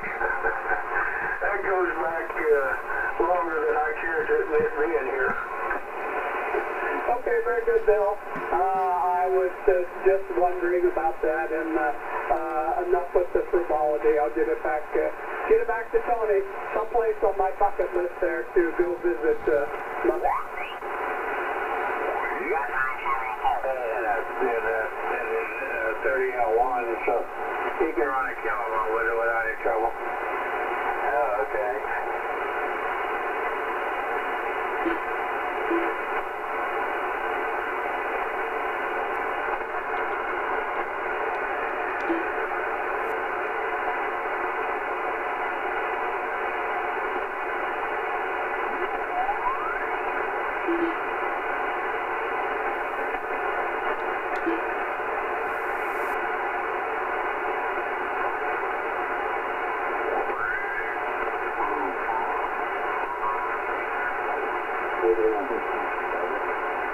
QSL 55. I hold you at 57. 57 here in North Georgia. QSL.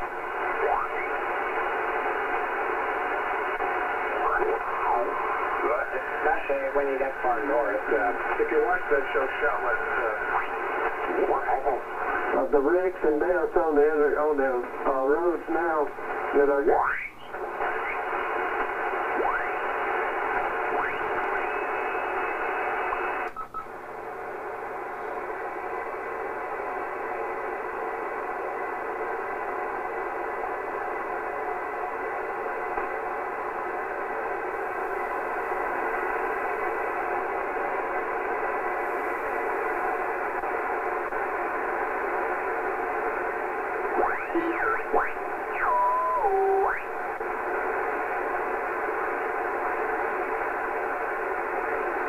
Yeah, there's only about 3 or 4 QSOs going on 40.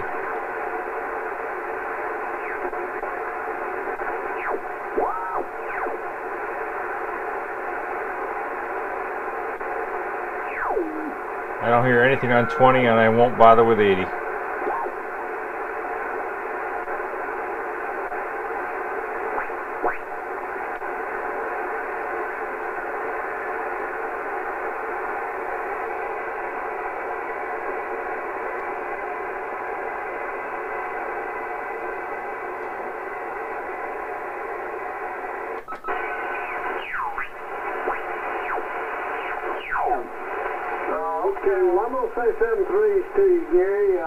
So 7215, I've got some.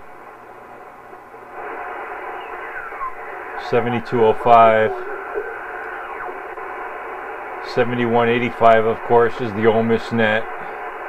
They're always there, like a bad penny.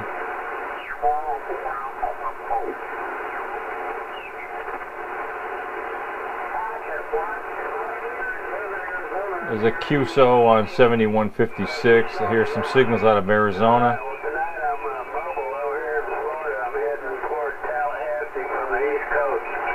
Wow, mobile in Florida.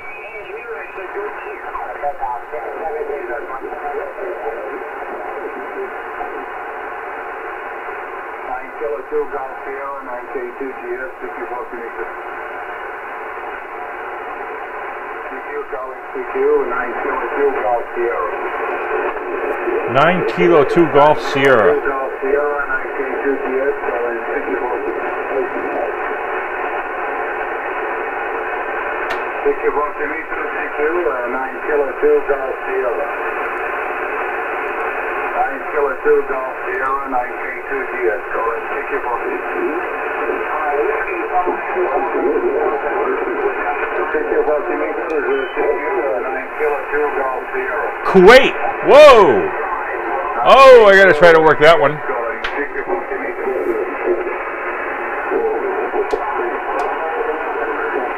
Victor Voltimetro, thank you. 9 Kilo 2 Golf Sierra. That's on 7154.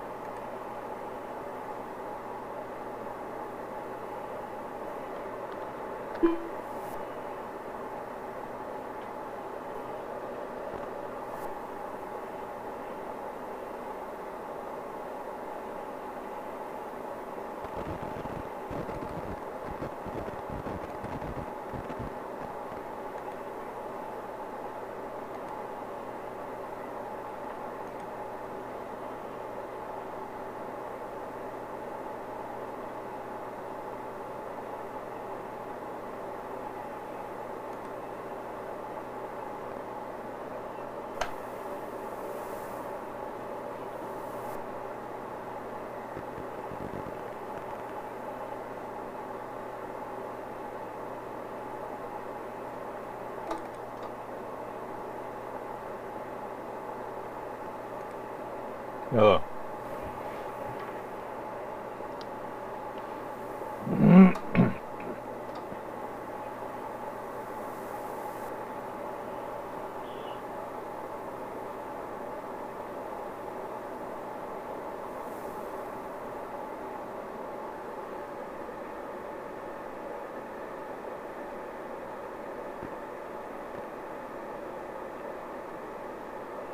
November 1, Juliet Victor.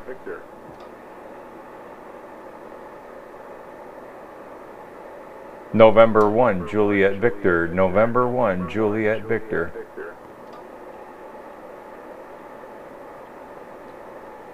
Nine Kilo 2 Golf Sierra. November 1, Juliet Victor.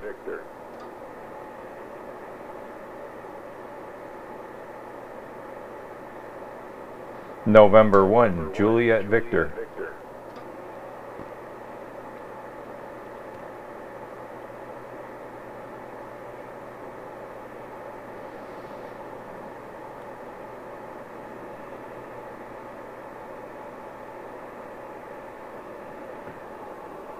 Alpha Echo Mike.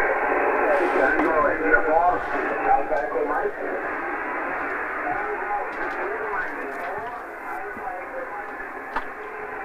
I'm sorry, not very strong yet. Tango India 4. Alpha Echo Mike.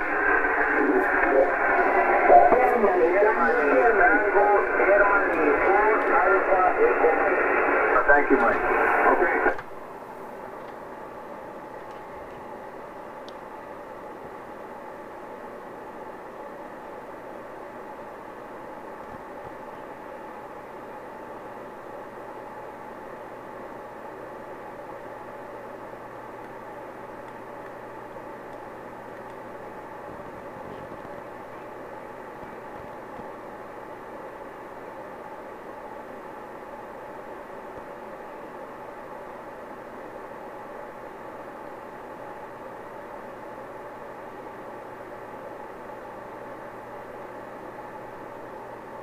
No.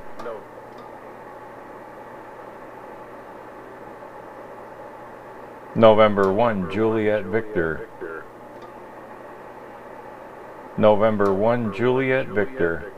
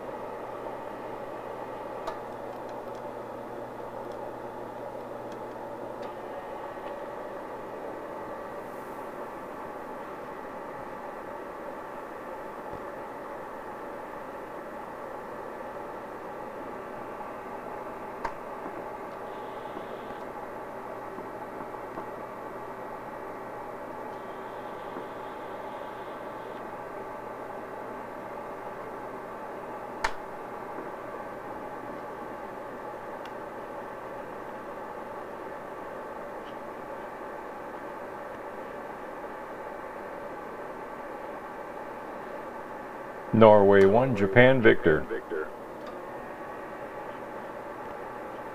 Norway 1, Japan Victor. Norway 1, Japan Victor.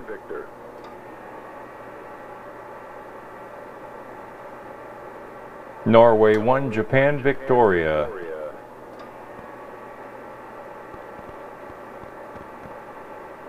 Norway 1, Japan Victoria.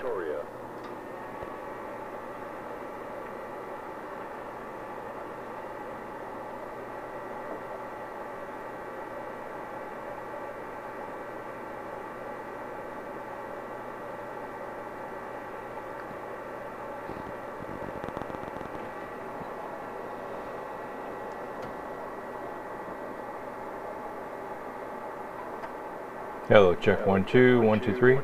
Hello, check 1 2 3 1 2 3. Hello, 1 2.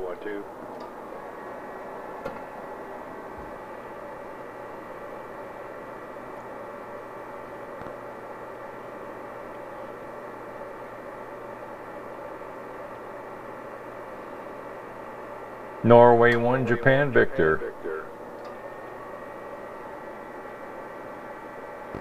Norway 1, Japan Victor. Norway 1, Japan Victor.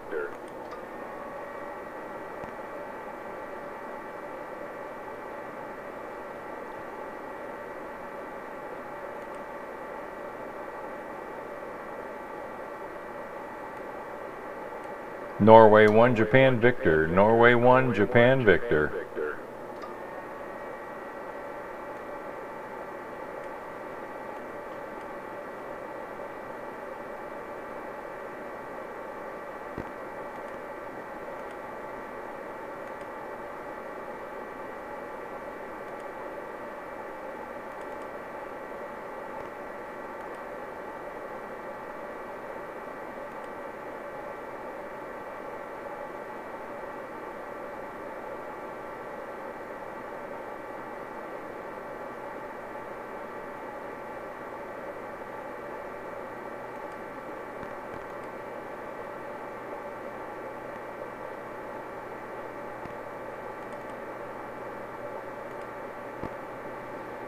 Norway 1, Japan Victor. Norway 1, Japan Victor.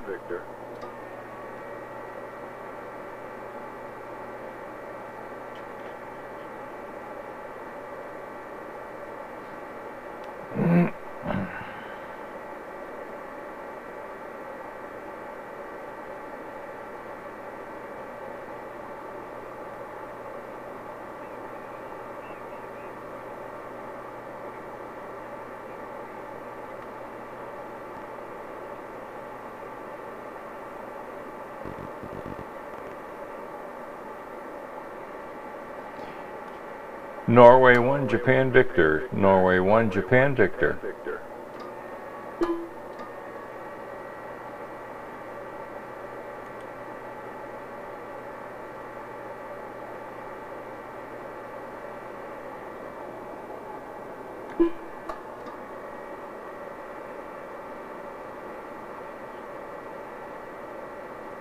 Norway 1, Japan Victor. Norway 1, Japan Victor.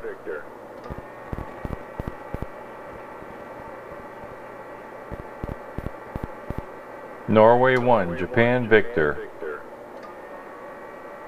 Norway 1, Japan Victor.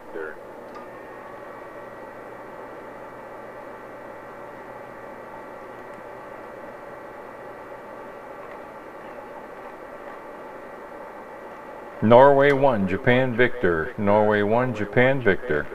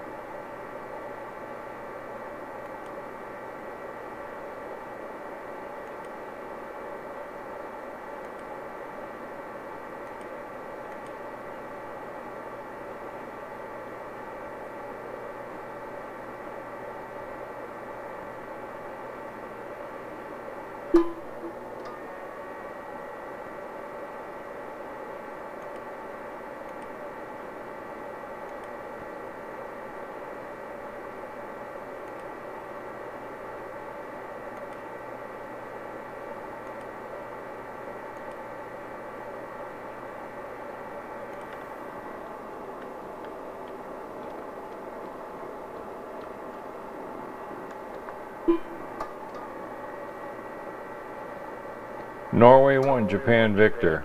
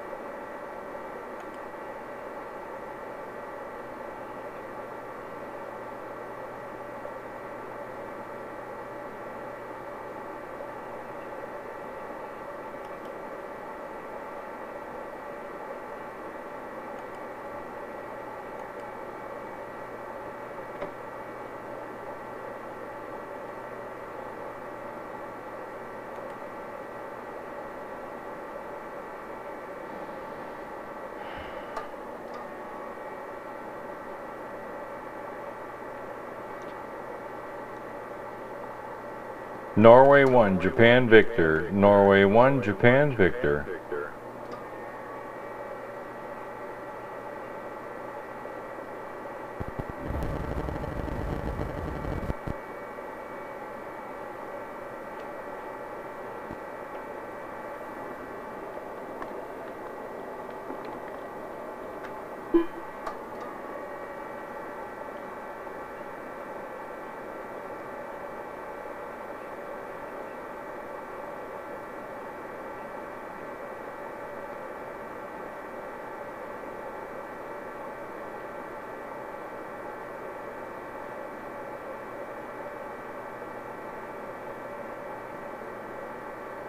Norway 1, Japan Victor. Norway 1, Japan Victor.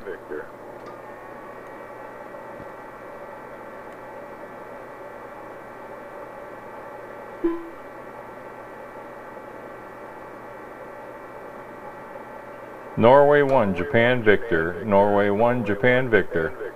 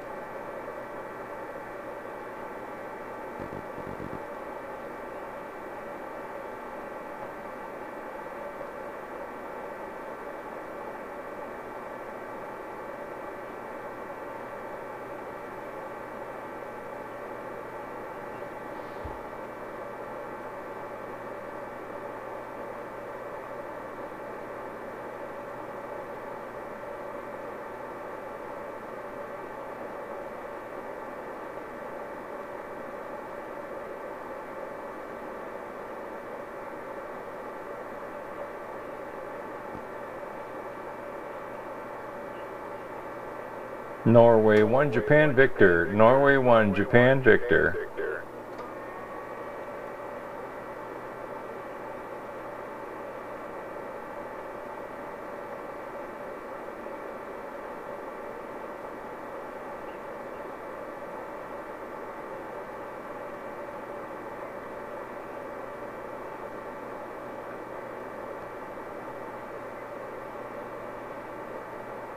Norway 1, Japan Victor. Norway 1, Japan Victor. Norway 1, Japan Victor.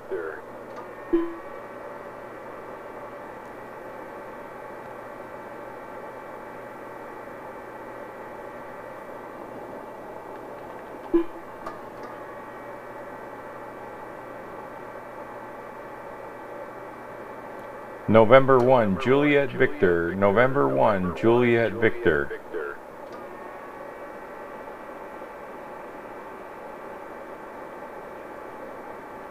November 1, Juliet Victor. November 1, Juliet Victor.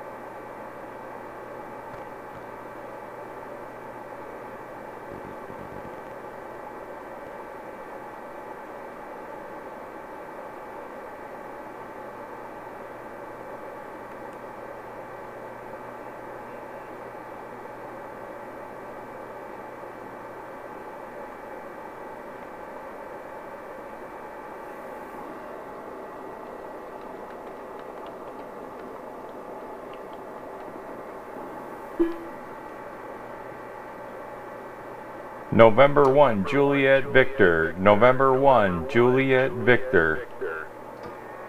November 1, Juliet Victor.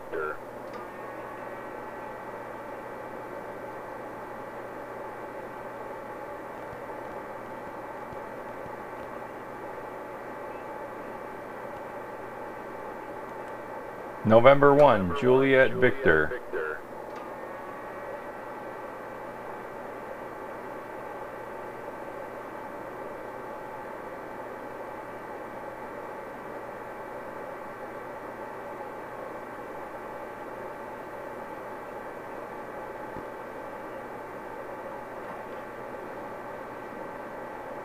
No.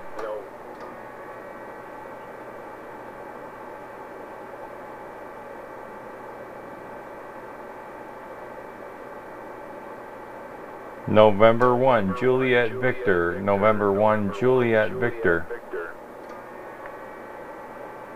Norway 1, Japan Victor. Norway 1, Japan Victor.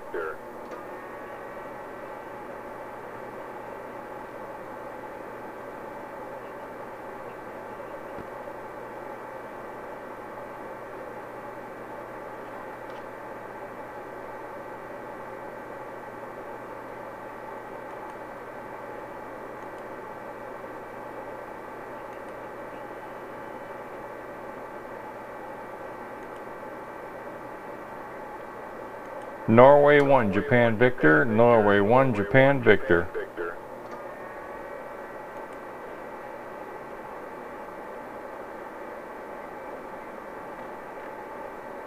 Norway 1, Japan Victor.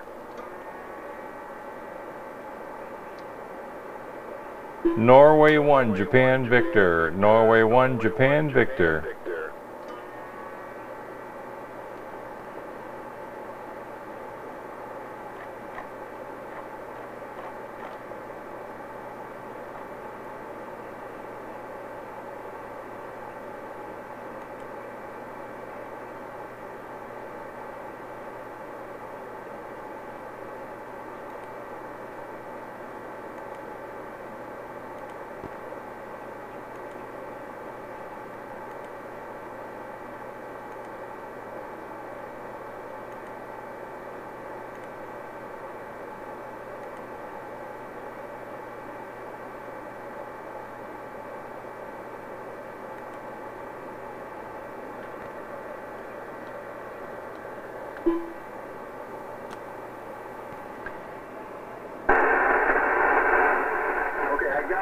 That's it. I give up.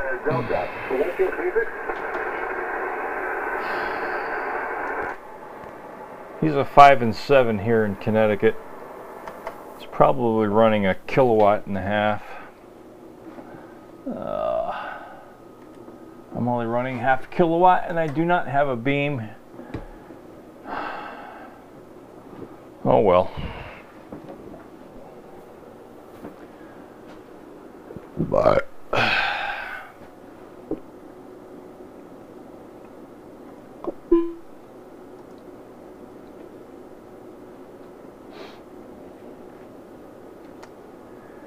It is what it is.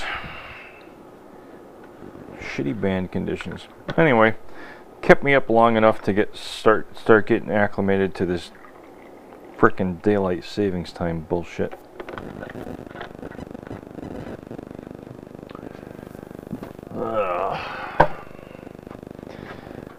So there's nothing left to do but send out a tweet with a bunch of pictures and then head up to the house. So let's see here. Pick out a few pictures.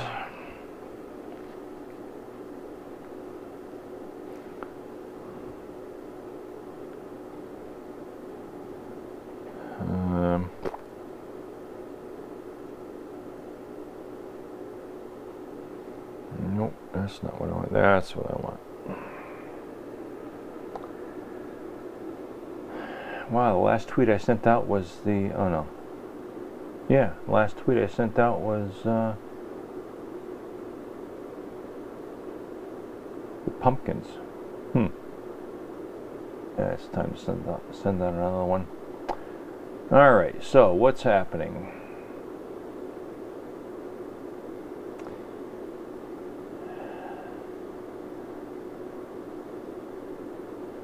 New tank. Coil for glove box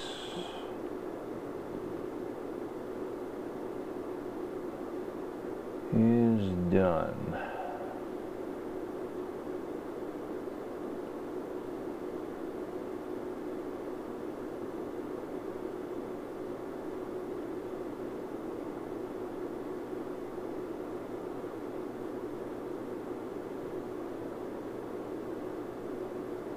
It's nice they let you add 4 pictures without penalizing you for any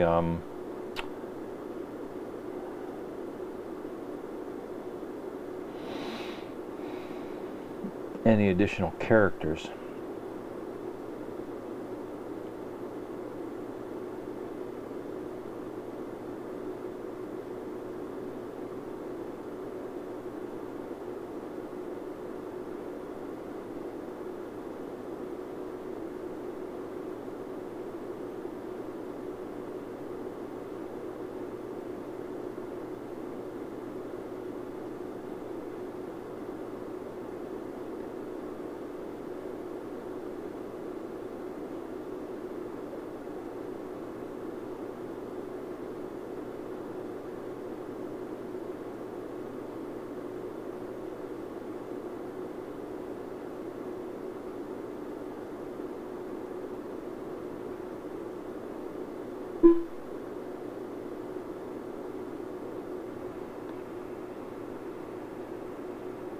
Me gone. Okay, good night. Me too.